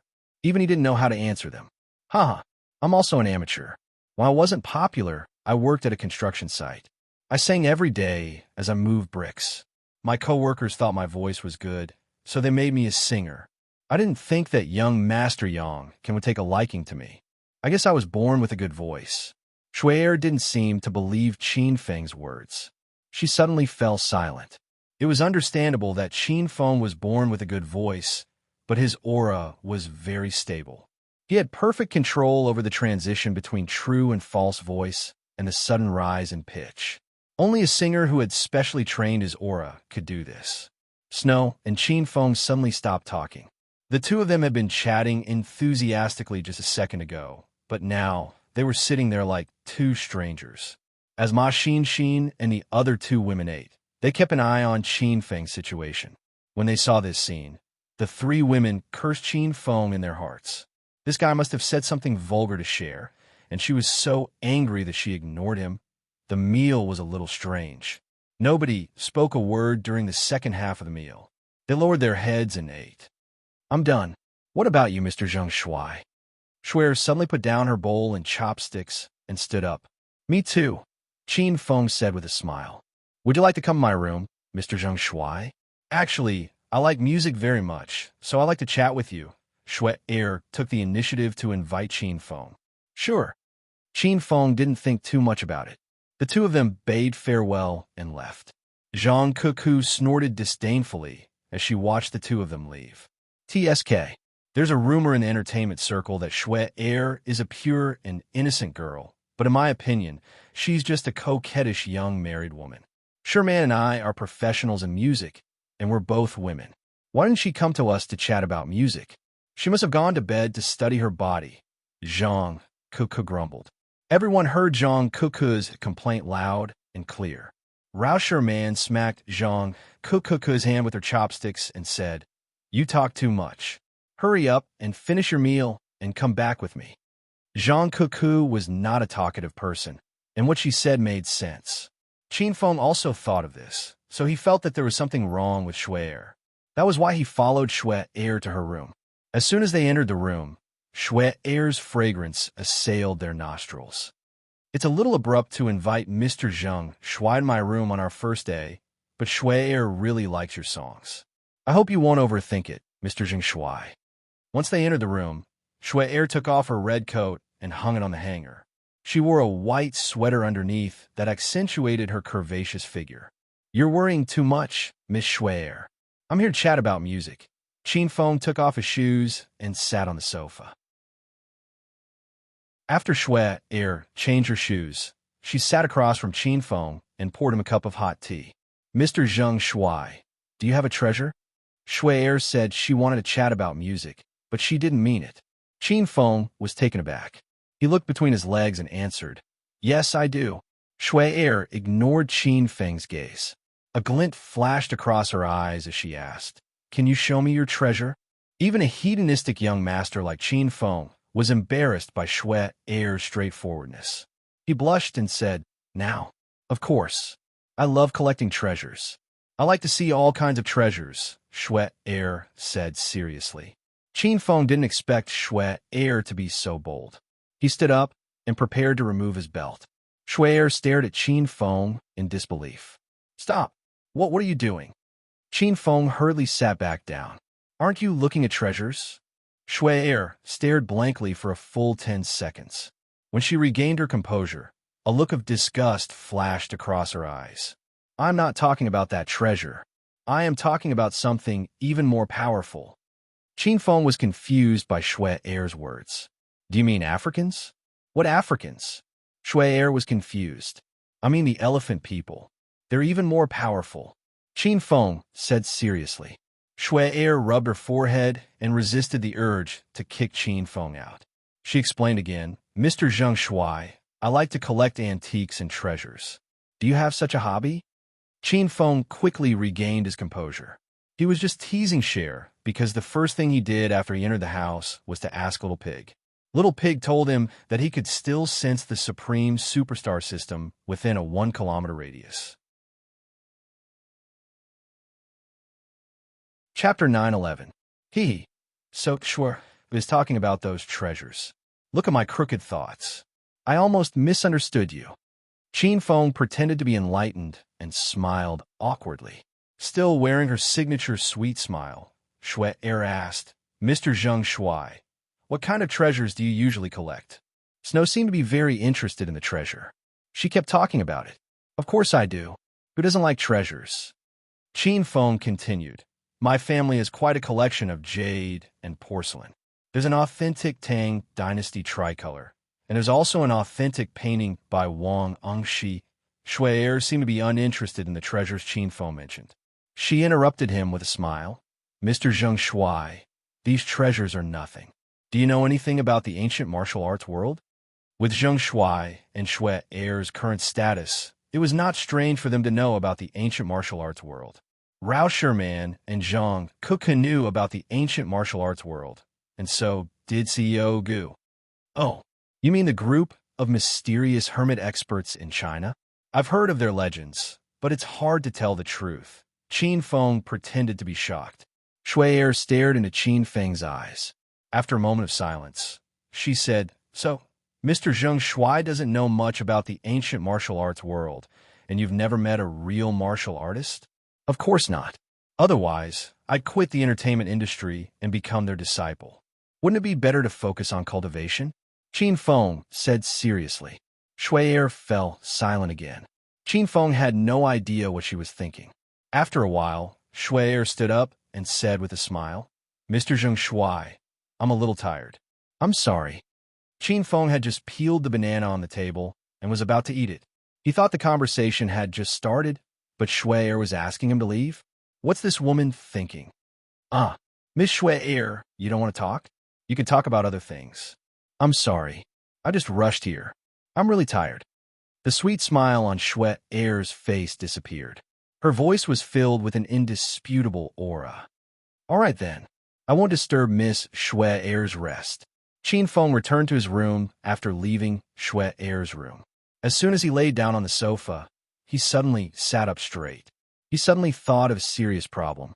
Little Pig had mentioned before that the owner of the Supreme Superstar system could only sense other systems within a 100-meter radius. This might seem like a disadvantage, but it was actually an advantage. Qin Feng finally understood why Cher wanted to meet him in her room alone. If Cher really was the owner of the Ultimate Superstar system, then it was very likely that his identity as the owner of the system had been exposed. However, Qin Feng quickly calmed down. He had specifically checked Shui Er's strength, and there was no inner chi flowing in her body. She was completely ordinary.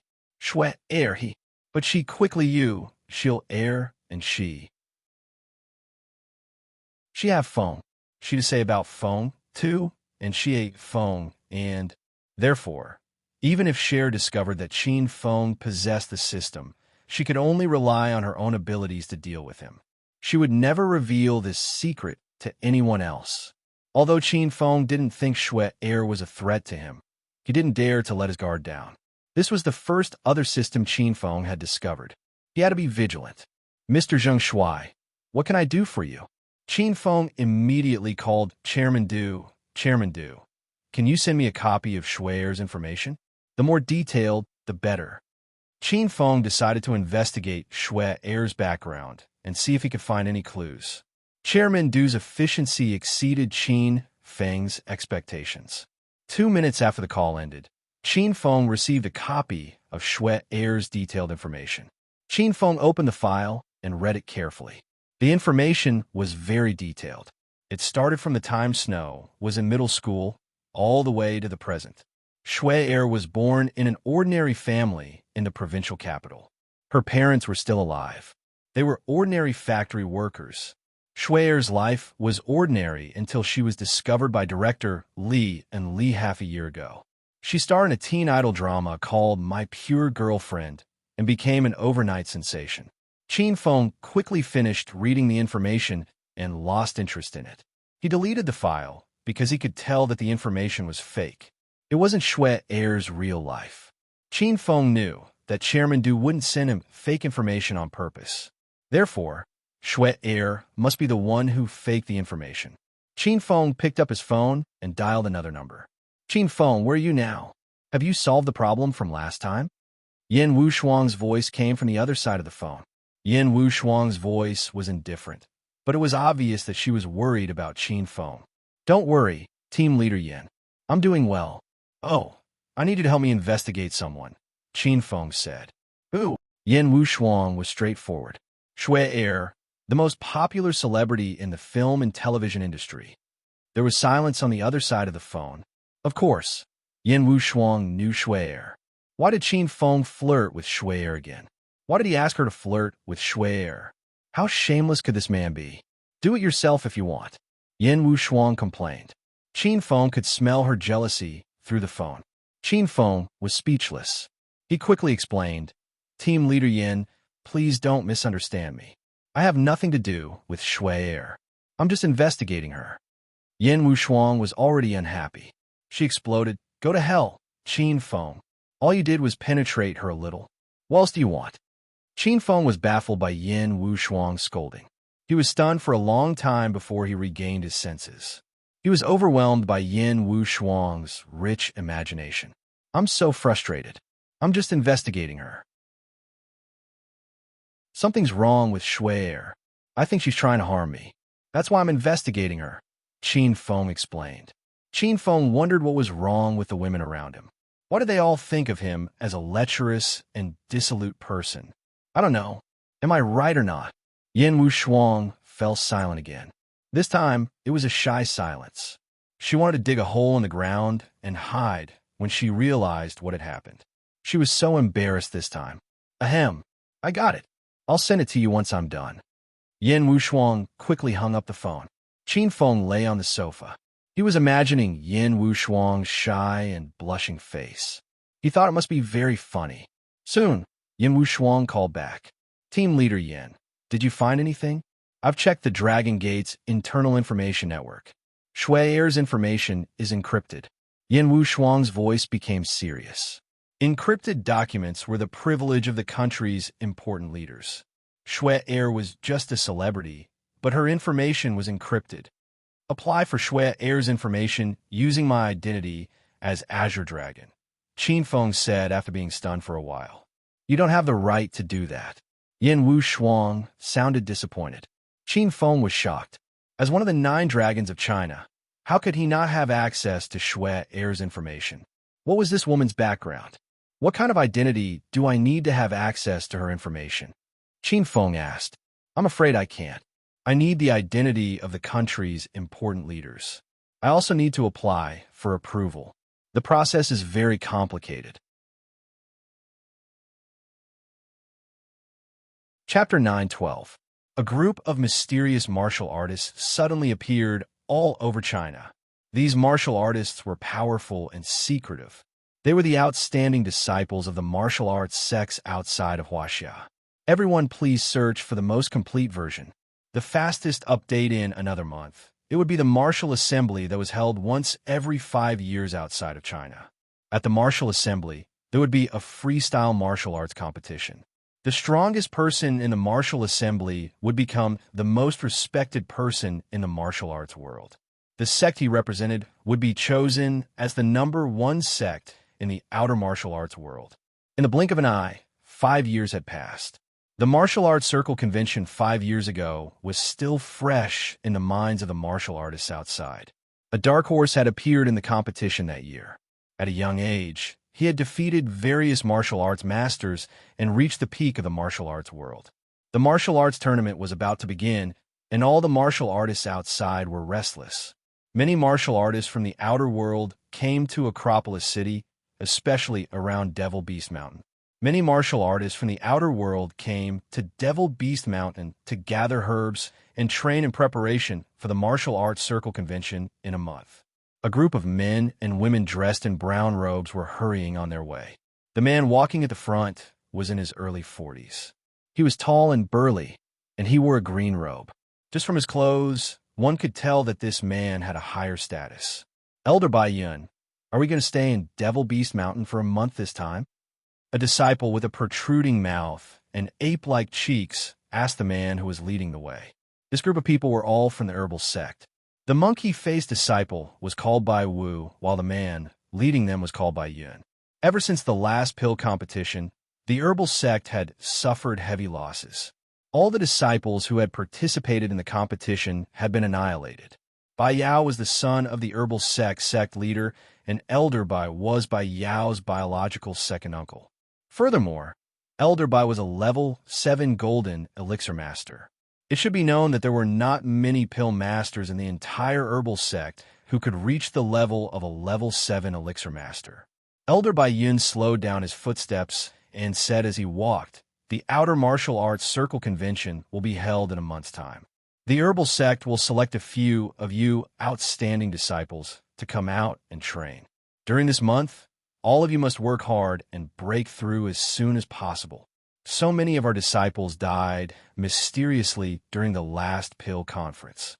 We must hold our heads high in this martial arts circle convention. At the mention of the previous pill conference, the group of medicine sect disciples began to feel nervous. Even White Fifth became cautious in his speech. Elder Bai Yun, has the sect master found the mastermind behind that incident? That way, we can avenge our fallen brothers and sisters. Humph. Big Brother has already investigated the matter. The Verdant sect suddenly appeared during the last medicinal pill conference. They had already set up a trap to rob the participants of the medicinal pill conference and kill them. The reason I brought all of you out this time is to go to the Devil Beast Mountain to gather medicinal herbs and train in order to find an opportunity to make a breakthrough. The second reason is to settle the score with the Verdant sect. During the last Elixir conference, all the disciples of the herbal sect had perished. Later on, the Dragon sect and the Martial Art Alliance had issued an official statement blaming the Verdant sect for all the deaths. They had even issued an arrest warrant for the members of the Verdant sect throughout the country. The herbal sect also pointed the finger at the Verdant sect. They had no idea that Bai Yao and Elder Bai were actually killed by Qin Feng and Hua Yin. The faces of White Fifth and the other disciples turned ferocious. White Fifth took the lead and shouted, "Don't worry, Elder White Cloud. Don't let us see anyone from the Verdant sect. Otherwise, we will kill every single one of them." That's right. He dares to offend the medicine sect? He's simply seeking death. The herbal sect is invincible. The herbal sect will become the champion of this martial arts tournament and become the strongest sect in the world of martial artists. The slogans of the herbal sect's disciples were loud and clear. White Cloud was pleased with himself as he listened to them. He also felt that with the herbal sect's strength, they still had a chance to compete for the position of the leader of the martial arts world. Elder White Cloud, there seems to be a city in front of us. White Fifth suddenly stopped shouting and pointed at a wall in front of them. In this era, it was considered rare to see a city. However, there really was a city in front of them. There were 3 big words hanging on top of the city, Hero City. White Cloud stopped walking and stood on the spot. He looked at the Hero City that was dozens of meters away from them. His expression changed drastically. Something's wrong. The spiritual energy in this city is so dense, and there's even a faint fragrance of herbs in the air. It's geographically separated from Devil Beast Mountain by a river, and the other 2 sides are surrounded by mountains. The only entrance is surrounded by a city wall. This is the perfect place to build a base. As an elder of the medicine sect, Bai Yun naturally had very high standards. Coupled with the rapid development of society these days, large rivers, deep mountains, and wild forests have been developed more and more. For external martial arts sects like the medicine sect, choosing a base location has become a big problem. If a sect wanted to be strong, they would first need to build their base in an excellent location. The herbal sect had been expanding in secret all these years. The current base was obviously not enough to satisfy the herbal sect's development needs. Recently, the herbal sect had been worrying about expanding their base. White Cloud did not expect to find such a good place as soon as he came out. Let's go and have a look." White Cloud waved his hand and led the way towards Hero City. The group of disciples hurriedly followed behind him. The distance of almost 100 meters seemed like a few steps for these people. Before long, they were standing at the foot of Hero City. "Who are you?" "This is Hero City's restricted area. Unauthorized personnel are not allowed to enter.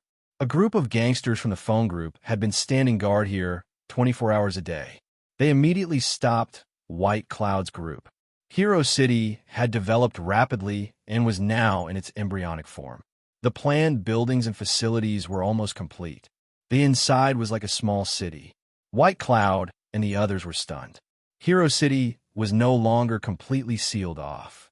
Half a month ago, it was open to the public. However, it was not easy to enter Hero City. The process was even more troublesome than going abroad. Hero City had its own green cards. Only those who had applied for a green card could enter Hero City. The fee to enter Hero City was extremely high, but even so, it did not stop the people from various regions from rushing to apply for a green card. There were even people who requested to move to Hero City and live there. Suchin Pharmaceuticals, St. Medicine Hall, the Yun family's Divine Weapon Hall, the Qin family's Royal Group, more and more famous companies moved into Hero City. In Hero City, one could buy many things that could not be bought outside and obtain many unexpected rewards. Oomph! You mortals! How dare you block our elder White Cloud's path? Hurry up and move aside, or else I'll take your dog lives. White Cloud was immediately unhappy that he was blocked outside by the phone group. He immediately jumped out and hooted. The 8 phone group guards at the door all froze. One of them came to his senses and laughed. Mortals? You're acting like you're immortals? Are you stupid? Look at their clothes. They're probably swindlers that scam people for money. All right. Hurry up and leave. Hero City has a rule that you can only enter with a green card. The people from the phone group were too lazy to lower themselves to White Cloud and the others. Because Hero City's reputation was explosive, there were hundreds of people trying to sneak into Hero City every day. The phone group guards were not surprised. You need a green card to enter such a crappy place? Do you think you're building a country here? White Fifth was naturally unwilling to leave. These people usually cultivated in the sect, relying on their extraordinary instincts. They felt that they were superior to others in their bones. In White Cloud's eyes, the 8 phone group guards at the door were no different than a herd of livestock.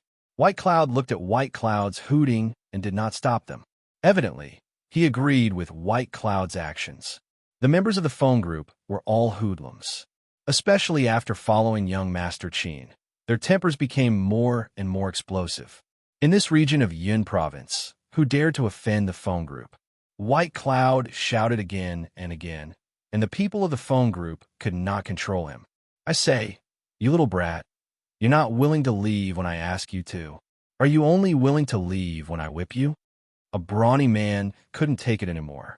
He rolled up his sleeves and glared at White Cloud like a tiger watching its prey. White Cloud was so angry that his nose became crooked. These people from the phone group were just normal people. In his eyes, they were a herd of livestock.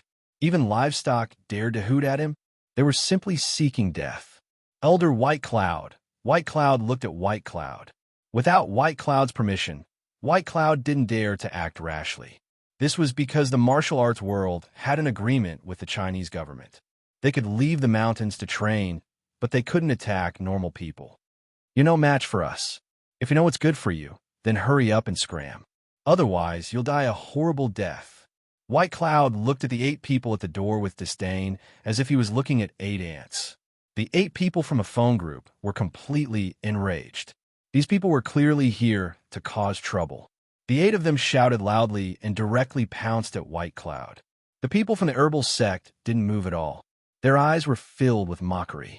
No one cared about the 8 people from the phone group. White Cloud nodded slightly at White Cloud. White Cloud immediately became excited. He had wanted to make a move for a long time. Bang!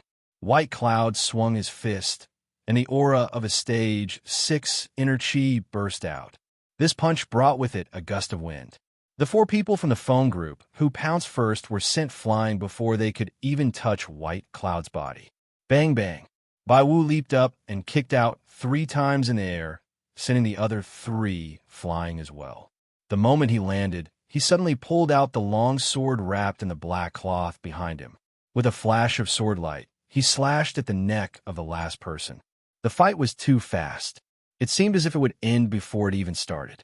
The people from the phone group fell to the ground. They hadn't even regained their senses. They felt as if they were in a trance. How could they be defeated so quickly? However, everyone quickly regained their senses because the sword flashed. They saw that the head of a phone group member was about to be chopped off. Everyone's hearts were in their throats. They couldn't bear to see their brother being killed. Clang. A crisp sound rang out. White Cloud's expression changed drastically. His sword was blocked by an unknown object and bounced back. A beautiful figure descended and stood in front of the phone group member who was almost killed. The woman wore a plain long dress. The hem of her dress dragged on the ground and covered her entire body. Her white dress was not tainted by a single speck of dust. The hem of her dress fluttered even though there was no wind. The woman's body emitted a pure and holy aura, as if she was a fairy that had descended to the mortal world. White Cloud had already retreated to Elder White Cloud's side. He was furious that he had been stopped from killing. Just as he was about to attack again, he trembled when he saw the woman's appearance. He was completely stunned. White Cloud wasn't the only one who was shocked. The people from the phone group were also stunned. The rest of the herbal sect disciples couldn't take their eyes off the fairy in white. Even Elder White Cloud was in a trance for a moment. This woman was too beautiful. Chapter 9:13. Bayun had already regained his senses. Even though the woman was very beautiful, Bayun was still suppressing his anger. Their medicine sect was a powerful force in the martial arts world. Now, they were being obstructed from entering a rundown city? Who are you? Why are you interfering with the medicine sect's business? Bayun's expression was cold, and his voice was even colder. Everyone please search for the most complete version. The fastest update, the woman in white gently stroked her sleeves, and a breeze blew past. The woman's voice was even clearer than the breeze. I am Wu Xian, a disciple of the tranquil sect of the outer martial arts world. Because the outer martial arts world convention is in a month's time, I came out of the mountains to gain experience. Coincidentally, I passed by here and saw that you, as martial artists, attacked ordinary people. Your attacks were even more vicious, and you even wanted to take someone's life. How could I not care about such evil deeds? The woman was very beautiful, very delicate, very intelligent, very perfect, but right now, she was heartless. Her heart was free of dust, and she had no worries. She forgot about the past, forgot that she still had a name, Suruo-Ro. However, Suruo-Ro's nature hadn't changed. No matter if it was Suruo-Ro or Wu Xian, she was still a beautiful, kind, and pure woman. She couldn't stand evil and would stand up for injustice. The people from the herbal sect were slightly stunned. They did not expect to meet people from the Serenity Order. The Serenity Order was one of the 5 hegemons of the outer martial arts circle. Their power was not any weaker than the herbal sect. White Cloud was momentarily put in a difficult position. Although Suruo-Ro hadn't done much, he could tell from the fact that she had easily blocked White Fifth's attack that Suruo-Ro was very powerful. Just as White Cloud was hesitating, 2 more figures rushed over. Junior Sister Wuxin, are you all right? Why did you suddenly run away? Another beautiful woman wearing a purple gown came over. She was as beautiful as a fairy. Hua Xianyu nervously held on a Suruo-Ro's arm with a worried expression. She and Suruo-Ro had already become good sisters who could talk about anything. They were closer than real sisters. Senior sister, I'm fine, don't worry about me. I noticed that there was a fight going on here, so I came over to take a look. The medicine sect was bullying those ordinary mortals, and I couldn't stand it anymore, so I stepped in to stop them. Suruo-Ro briefly explained what had happened. Hua Xianyu's expression turned cold, and a powerful aura suddenly exploded from her body, shocking the medicine sect's disciples. The medicine sect can be considered as a large sect in the outer martial arts world. If word of this gets out, it would be a slap to the face. I think this matter should end here. You can leave now. There was a man in white standing beside Suruo-Ro and Hua Xianyu. He was the genius disciple of Starlight Sect, Ling Fei. Not long ago, sect leader Jingxin had asked Ling Fei to bring Su Ruo and Hua Xianyu out of the mountain to train and participate in the Outer Martial Arts Circle Convention. He wanted Su Ruo and Hua Xianyu to broaden their horizons. To cultivate the Tao, one must first cultivate one's heart. If one did not experience the various states of the world, how could one cultivate one's heart? The members of the phone group were dumbfounded when they heard the conversation between Su Ruo and the herbal sect members. These people were dressed in the style of ancient people, and they kept talking about sex and cultivation. What mortals and ordinary people? Were these people sick in the head? Wasn't the spa a little too professional? The sense of immersion in these characters was absolutely great. If they were actors, they would all be best actors or best actors. The disciples of the herbal sect could already feel the immense pressure. Su Ruo and the other two were all stage 8 inner chi martial artists. Their auras were so powerful that only Bai Yun, who was at the early stage of stage 9 inner chi, could withstand the pressure. Bai Yun was a stage higher than Su Ruo and the other two, so he was confident that he could lead the herbal sect's disciples to defeat them. However, if they really fought, it wouldn't be as simple as this fight. It would cause the two sects to fight and kill each other. Serenity was one of the 5 hegemons of the outer martial arts world. Although the herbal sect was powerful, they didn't dare to offend such a powerful sect. Bai Yun pulled a long face and hesitated for a while before he said, "Oomph. Serenity really likes to meddle in other people's business. Bai Yun, will remember this. After this martial arts circle convention, we will settle this in detail." Bai Yun said a lot of harsh words, but what he meant was that he admitted defeat. He only said these harsh words because he couldn't bring himself to lose face. Su Ruo and the other two ignored Bai Yun and waited for him to leave. After saying these harsh words, everyone from the herbal sect glared at Su Ruo and left in a huff. Seeing the herbal sect leave, everyone from the phone group breathed a sigh of relief. Everyone had to admit that White Fifth was very powerful. However, everyone from the phone group was sure that there was something wrong with these people's brains. They even talked about the martial arts circle convention. This was truly nonsense with a straight face. Are you guys okay? Su Ruo glanced at the phone group members on the ground. Her voice was calm and clear. She spoke to everyone in this same tone. Although they suspected that Su Ruo and the others were sick, they still saved their lives. The phone group members immediately got up from the ground and cupped their fists towards Su Ruo to thank her. "Heroine, thank you for saving our lives. If the 3 of you want to enter Hero City, we can invite you to be our guests." The requirements to enter Hero City were extremely strict and complicated. Normal people couldn't enter even if they racked their brains. However, Su Ruo and the others were preparing to go to Devil Beast Mountain to gather herbs. They clearly weren't interested in Hero City. "I appreciate your good intentions, but we still have important matters to attend to. If fate wills it, I will come to Hero City as a guest. Farewell." After Su Ruo lost her memories, it was as if she had become a completely different person. In the past, she was timid and weak. Whenever she encountered something, she would stutter. Now, her martial arts skills were superb. She exuded the air of a heroine. Her words were concise and to the point.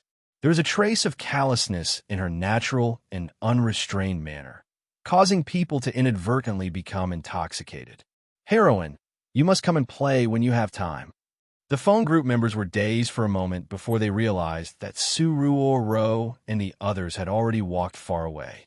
This scene scared everyone. At this moment, everyone from the phone group felt that Su Ruo and the others were hidden experts. Were they close to becoming immortals? I heard that someone dared to cause trouble in Hero City. Were they? Not long after Su Ruo and the others left, Longhair hurriedly rushed over with a large group of guards.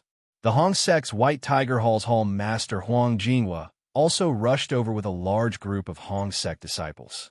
Big bro, there were a few crazy people at the spa who wanted to force their way into Hero City.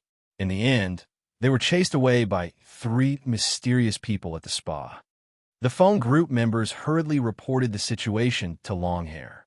Longhair listened in confusion. He didn't know what these lackeys were talking about. Bai Qing, Zhao Lingxian, and Lin Bei also came. Liu Chun and Hua Yan also came. As long as they were women in Hero City, they all came one after another. Longhair, what's going on? Lu Wenjing asked Longhair after rushing over. Longhair was still confused. He didn't know what was going on. After telling them what the phone group's lackeys had said, Lu Wenjing and the others' expressions became serious. Where are the people who caused trouble? And the people who helped? Lu Wenjing hurriedly asked. Longhair also didn't know where they went. One of the phone group lackeys who was beaten up hurriedly replied, Sister-in-law Lu, the people who were beaten up already ran away. The 3 people who saved us just walked away. It's those 3. We can still faintly see their backs. The women hurriedly looked towards Devil Beast Mountain. There were indeed 3 strangely dressed people walking forward. The girls looked at the silhouette that was getting further and further away, but they couldn't figure out what was going on. Liu Chun, who was standing among the group of beauties, suddenly had a glint in her eyes. She stared at the silhouette of the girl in the white dress, and felt that this silhouette was very familiar. However, Liu Chun couldn't think of who this woman was. It was clearly too late to chase after the 3 people now. Lu Wenjing asked the phone group members to carefully describe what had just happened.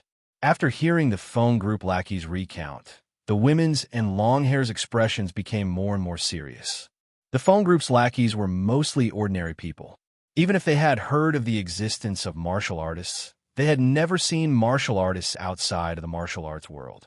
However, the women and Longhair had been with Qin Feng for a long time, and they all knew the differences between martial artists in China. China was big, and there were all kinds of strange things. Martial artists were divided into the martial artists of the secular world and the martial artists outside of the martial arts world. Martial artists in the secular world were martial artists who lived in flourishing cities. These people were usually no different from ordinary people. They also went to work, married, and had children. Some people even lived with their colleagues for dozens of years and didn't know that there was a martial artist in the secular world hidden among their colleagues. On the other hand, martial artists in the martial arts world were more powerful. They lived in seclusion in the remote mountains and forests. Their main pursuit was cultivation. Although these people lived far away from the cities, they would often leave the mountains and enter the cities. On one hand, it was to train in the secular world, and on the other hand, it was to buy the daily necessities of the sect. The women in Longhair were sure that this time, the people who came were all from the martial arts world. This kind of big sect made everyone a little afraid. However, Huang Jinhua didn't care. Their Hong sect was considered half a martial arts world sect, and it was also one of the 3 sects of China. Their power was not much weaker than the big sects of the martial arts world. If some martial artists from the martial arts world came looking for trouble in Hero City, Huang Jinhua would tell head leader Impermanence to come and trample those bastards to death. Moreover, Hero City was Qin Feng's territory. If they really provoked Qin Feng, he could destroy an entire sect in the outer world by himself. Elder Baiyun, I really can't take this lying down. Serenity is really something. They're just a busybody. The people from the herbal sect had already left, and White Fifth kept complaining along the way. However, Bai Yun's face was cold, and he seemed to be thinking about something. White Fifth, go back to the herbal sect and ask my elder brother to send more elite disciples to Hero City, Bai Yun suddenly said. White Fifth was stunned. Elder, what do you mean? Then I won't go with you to train. I still want to participate in the Martial Arts World Conference. I want to win the championship for the herbal sect. White Fifth was only a stage 6 inner chi cultivator. Even Bai Yun couldn't help but twitch his mouth when he said such big words. Hero City is the best place to set up a base. Go back and report to the sect leader and ask him to take over Hero City. I will continue to train with the rest of the disciples. When the time comes, we will meet at Hero City. After we take over Hero City, we can participate in the Martial Arts World Conference together. It turned out that Bai Yun was thinking about the plan along the way. White Fifth didn't dare to disobey Elder Bai Yun's order, so he quickly cupped his fist and replied, Okay, I will go back now. Elder, everyone be careful.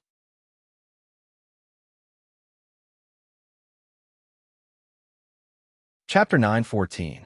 As the Hong sect for help, Cher had already joined the filming of Hedonist Sovereign. She had only been filming for a day, but she was already feeling unwell. Were they filming a youth idol drama? Wasn't this a stupid melodramatic movie?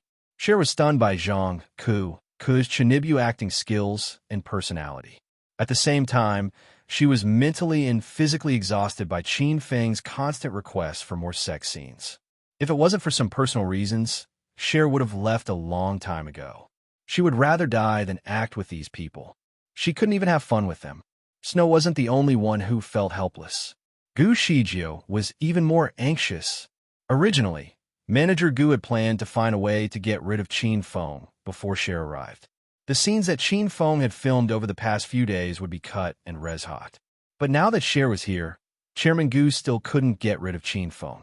Every scene they shot now cost a lot of money. When the time came, they would have to reshoot every scene and the investment would double. Just thinking about it made Chairman Gu's heart ache. It was already the 4th day of filming.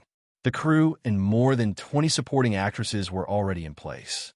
Zhang Ku was addicted to filming. The more she filmed, the more excited she felt.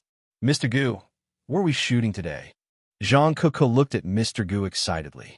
Manager Gu's heart was bleeding, but he still put on a smile and said, Superstar Cuckoo, you have to read the script yourself. You have to act according to the script. Manager Gu was speechless at Zhang Ku's character of always improvising on the spot. Zhang Ku pursed her lips and grumbled, I've been reading the script every night after dinner. I've been reading it until late at night. What's wrong? Did I not follow the script for the past 3 days? Zhang Ku spoke as if she was telling the truth, as if she had really studied the script. Mr. Gu rolled his eyes. He didn't know how to answer Zhang Ku. You didn't follow the script. You're acting out a completely different show, Mr. Gu said with a smile. Ha. Big star Kiki acted really well. I was just casually saying, today, we're going to film a scene of a hero saving a damsel in distress. Since they would have to reshoot the scenes later on, Mr. Gu did not want to argue with Zhang Ku. All the women were speechless. Was it going to be a hero saving the beauty again? The scenes from the first 3 days were all about the hero saving the damsel in distress. How melodramatic was this script? President Gu could see everyone's reaction and he felt a little awkward. However, people nowadays love to watch such melodramatic dramas. What could he do? Today's hero saving the damsel in distress is slightly different. In the past 3 days, the hero saved the damsel in distress by spraining his ankle, spraining his waist, or suffering from hand cramps. Today, there really is a villain. The protagonist is going to beat up the bully and win the damsel in distress. Mr. Gu said, Good. Let's get started then. Let brother Zheng Shuai chase away the bad guys and carry me back. Zhang Ku did not care about the plot. She just needed to act. Cough, cough. Snow has more scenes today. The person Zheng Shuai wants to save is also Snow. Mr. Gu did not dare to let Zhang Ku act. Otherwise, the scene would collapse again. Zhang Ku pouted unhappily, but she did not say anything. After all, Zhang Ku had snatched all the scenes from the other supporting actresses 3 days ago. It was not appropriate for her to snatch Snow's scenes, since Snow was the female lead. Snow stood at the side listlessly. She was not looking forward to today's scene. Mr. Gu had been looking for an opportunity to chase Qin Feng away. His eyes darted around, and he suddenly came up with a brilliant idea. Hee. Today's scene is about beating up the bully. To make the plot more realistic, I plan to shoot this scene on Hong Kong's pedestrian street. I'll hire some extras to play the role of the bully. Mr. Zheng Shuai will beat up the bully and win Snow's heart. Just thinking about it makes me feel good. Manager Gu's suggestion was not bad, and everyone agreed. Hence, the group of people boarded a dozen or so MPVs and drove to Hong Kong's pedestrian street. Qin Feng and the women sat in the same car. Zhang Ku was the only one in the car who chattered nonstop like a little bird. Everyone else was looking at the scenery outside the car window and ignored Zhang Ku. Qin Feng purposely sat together with Snow. After a few days of observation, Qin Feng discovered that the Hedonist sovereign system could sense the existence of the sovereign superstar system whenever he was with Snow. Last night, Qin Feng purposely left Snow's side and went to a place 1 kilometer away from her. Thus, the Hedonist sovereign system could no longer sense the existence of the sovereign superstar system. The two of them sat together in silence. Ever since Shuer suddenly asked him to leave that night, she didn't pay much attention to Qin Feng. Every time Qin Feng got close to her, he could feel that Shuer was nervous and vigilant, as if she was constantly on guard against him. Mr. Gu was sitting in the lead car. He was making a call on his cell phone. Yo! Oh, it's you, Mr. Gu. Why are you calling me? A frivolous laughter came from the other side of the phone. Mr. Gu laughed and said, Brother Long, we're shooting a movie and we're in need of some extras. I wonder if you're willing to bring some people over to help out? The price is negotiable. What movie are you shooting? My brothers are all hooligans. How can they help you? Brother Long sounded doubtful. He had never seen Mr. Gu asking him to shoot a movie before. To tell you the truth, Brother Long, the main character is going to be a hero saving the damsel in distress. He needs to chase away some hooligans. Brother Long, since you're all professional hooligans, you should be able to act as yourself. I'm sure you'll be more professional than those extras. Brother Long was one of the underlings of Hong's sect. Hong's sect controlled Hong's sect's underworld. Mr. Gu's new plan was to hire people from Hong's sect to act as hooligans. Once Zheng Shuai offended these hooligans, it would be equivalent to offending Hong's sect. Zheng Shuai wouldn't even know how he died. Fuck. You want us to act as hooligans and get beaten up? Why the fuck are you insulting me? Brother Long was infuriated and yelled into the phone. Brother Long's position in Hong's sect was not even worth mentioning. His status was not even 1/10 of Mr. Gu's. However, he dared to yell at Mr. Gu because he was a member of Hong's sect. Hong's sect position in Hong's sect was unrivaled. It was like the divine dragon's position in the hearts of the martial artists in the secular world. Mr. Gu broke out in cold sweat. He hurriedly explained, Brother Long, don't be angry. I was just asking casually. We're just filming.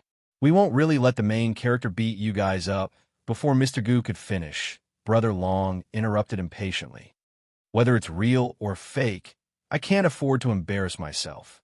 Seeing that his plan was foiled before it even started, Mr. Gu felt helpless. All right then. I'm sorry to disturb you, Brother Long.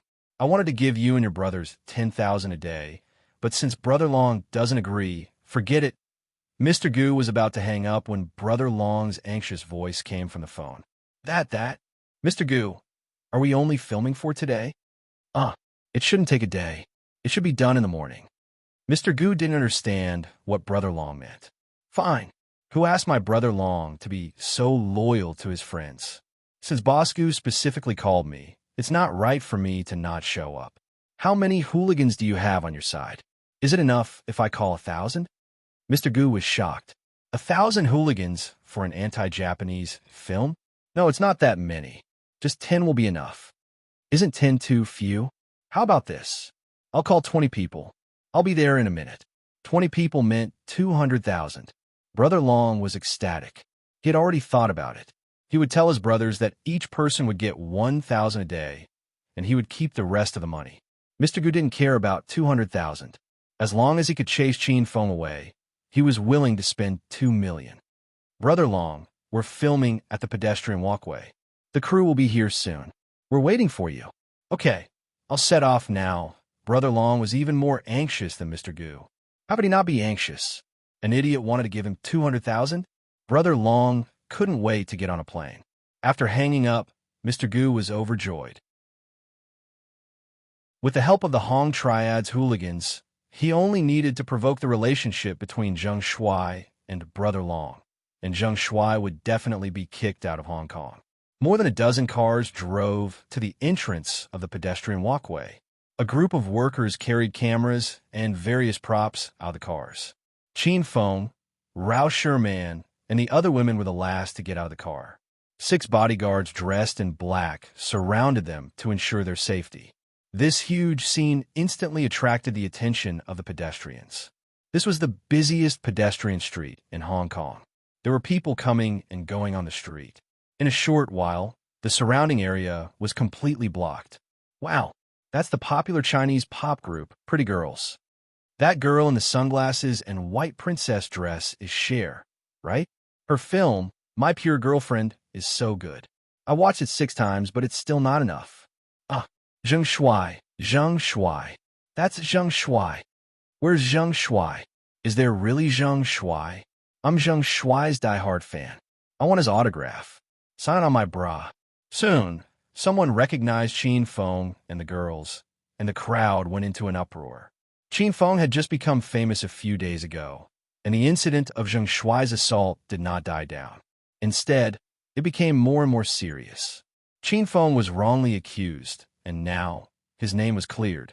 Many fans felt remorseful because they had wronged Qin Feng in the beginning and even said some harsh words. When they found out that Qin Feng was trying to protect his fans and that it was Guo Tao who dug a hole for Qin Feng, these fans became super loyal fans. They swore to follow Qin Feng for the rest of their lives. Chapter 9:15. A.O. Shaowan is here. Wow, why were there so many people here just to watch Kiki act? I'm almost embarrassed. Qin Feng and the others were a little worried when they saw so many fans surrounding them. Zhang Cuckoo was the only one who clapped and cheered excitedly. Rao Sherman couldn't stand it anymore. She pulled Zhang Cuckoo's arm to stop her from jumping around. Quiet down. These are all people who are here to shop. Who's here to watch you put on a show? Do you still want to live? Zhang Cuckoo was displeased. She rolled her eyes at Rao Sherman. I know you're jealous that my acting is better than yours. If saying this will make you feel better, then continue. Zhang Cuckoo spoke with a straight face. Rao Sherman rolled her eyes. CEO Gu, are we really going to shoot it on pedestrian street? There are so many people. Will there be any safety hazards? Cher had already given up on Hedonist Sovereign's movie. Now that she saw so many fans gathered, Cher was even more worried. Manager Gu didn't expect the fans to be so crazy. In fact, most of them were Zheng Shuai's fans, because the surrounding screams were all shouting Zheng Shuai's name. Although he was worried, Boss Gu had no other way out. He had already called Brother Long and arranged to film at the pedestrian street.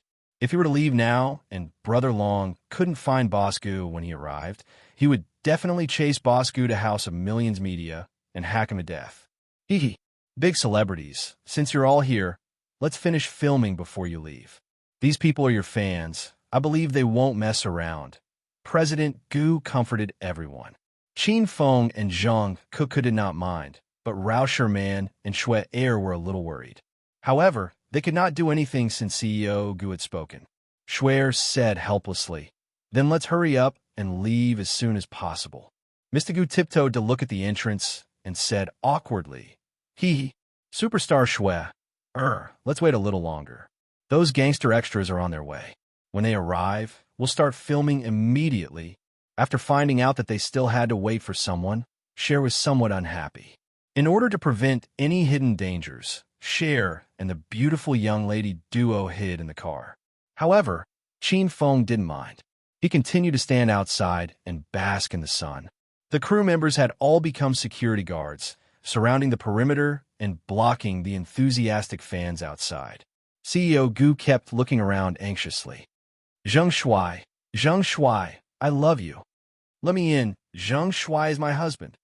Zheng Shuai, are you going to film here? What kind of movie is this? I'll go to the cinema to support you.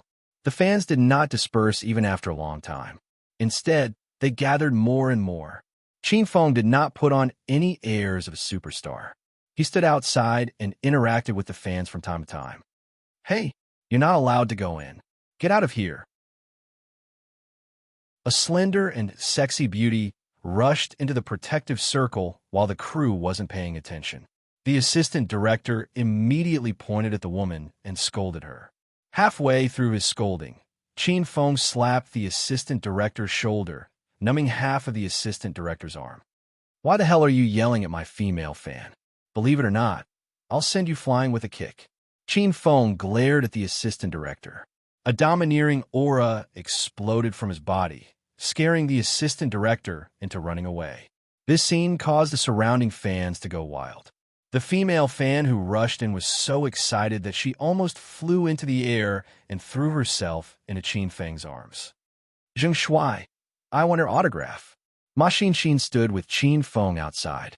Seeing the female fan hugging Qin Feng so tightly, Ma Xinxin felt a pang of jealousy. Sure, where should I sign it? Qin Feng smiled. The female fan thought for a while and suddenly took off her jacket. Then, she unbuttoned her shirt and said, I'll sign it here. I won't bathe for a week, so you'll stay in my cleavage every day. Qin Feng looked at the white expanse under the sun and suddenly felt a little dizzy. The female fan had already handed a pen to Qin Feng, and Qin Feng hurriedly signed it. Go Zheng Shuai, I'll always support you. After her wish was fulfilled, the female fan was as satisfied and sweet as if she had just returned from heaven. She winked at Qin Feng and ran away shyly. The surrounding fans were in an uproar. The sound of clothes being unbuttoned resounded. The female fans were completely crazy. They weren't afraid of the cold in winter, and some even took off their stockings. Zheng Shuai, I want her autograph too. Sign on my thigh. I've taken off my stockings. Superstar Zheng Shuai. I'm a man, but I like you very much. Can you sign on my chest too? If not, why don't you sign on my butt? Rauscher Man and the other two women sat in the car, but they could clearly hear the tide-like shouts outside. The three women peeked through the car window. Even though they were popular celebrities, they were still shocked by Zheng Shuai's crazy hardcore fans. The situation was going out of control, and CEO Gu was sweating profusely.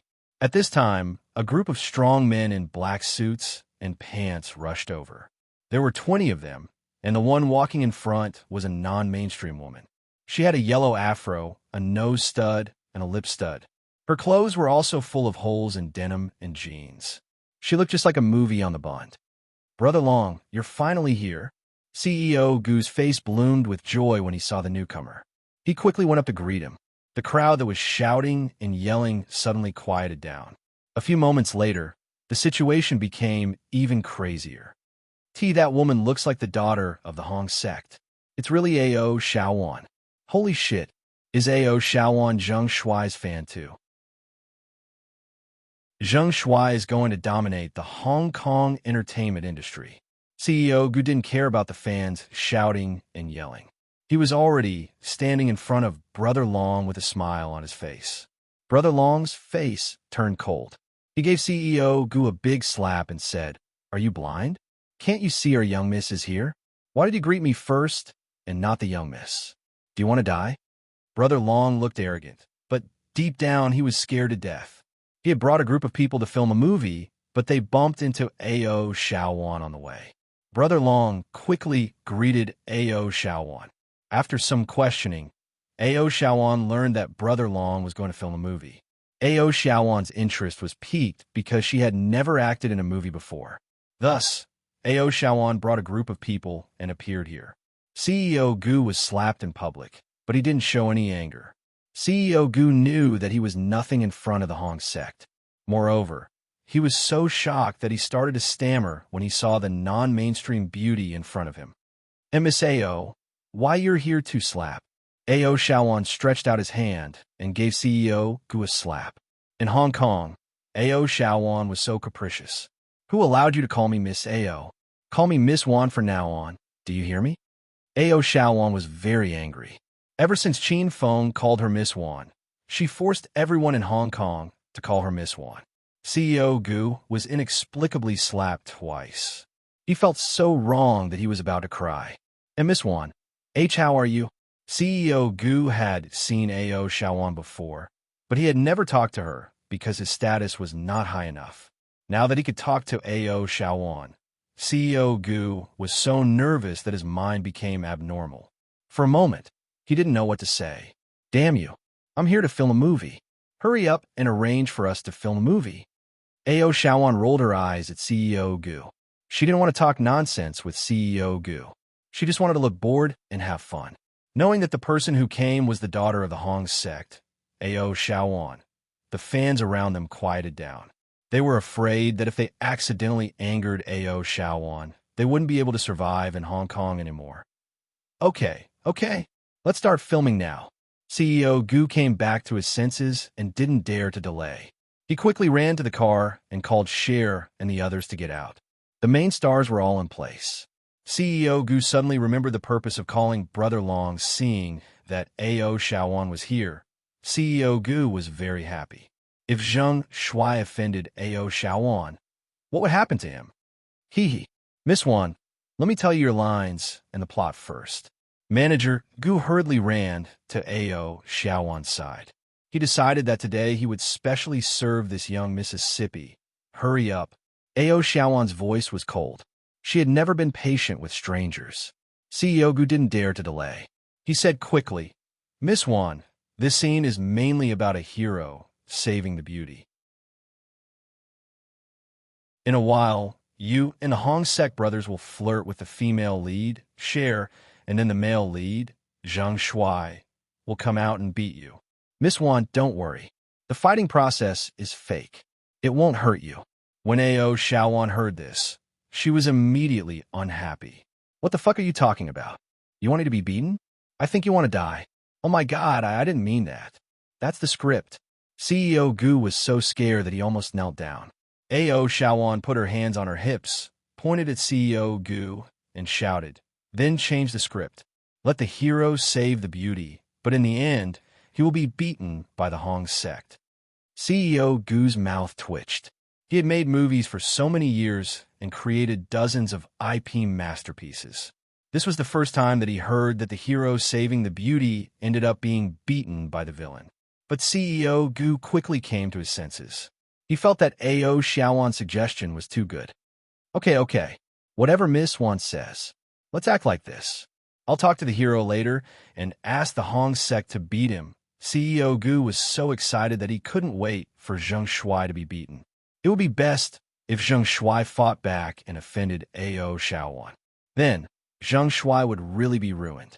After CEO Gu and A.O. Shaowan reached an agreement, he went to talk to Qin Feng. Seeing that CEO Gu was so obedient, A.O. Shaowan didn't bother him anymore. She crossed her arms in front of her chest and looked at the male lead aggressively. When she saw Zheng Shuai's face, she was so scared that she almost fell. This man looked even more non-mainstream than her. You're tuning into the Romance Rendezvous YouTube channel. We're so grateful for your support, and don't forget to subscribe to join us on this incredible journey through captivating stories. Your generosity through donations truly makes a world of difference, as it's the primary source of revenue that allows me to expand and enhance this channel for you.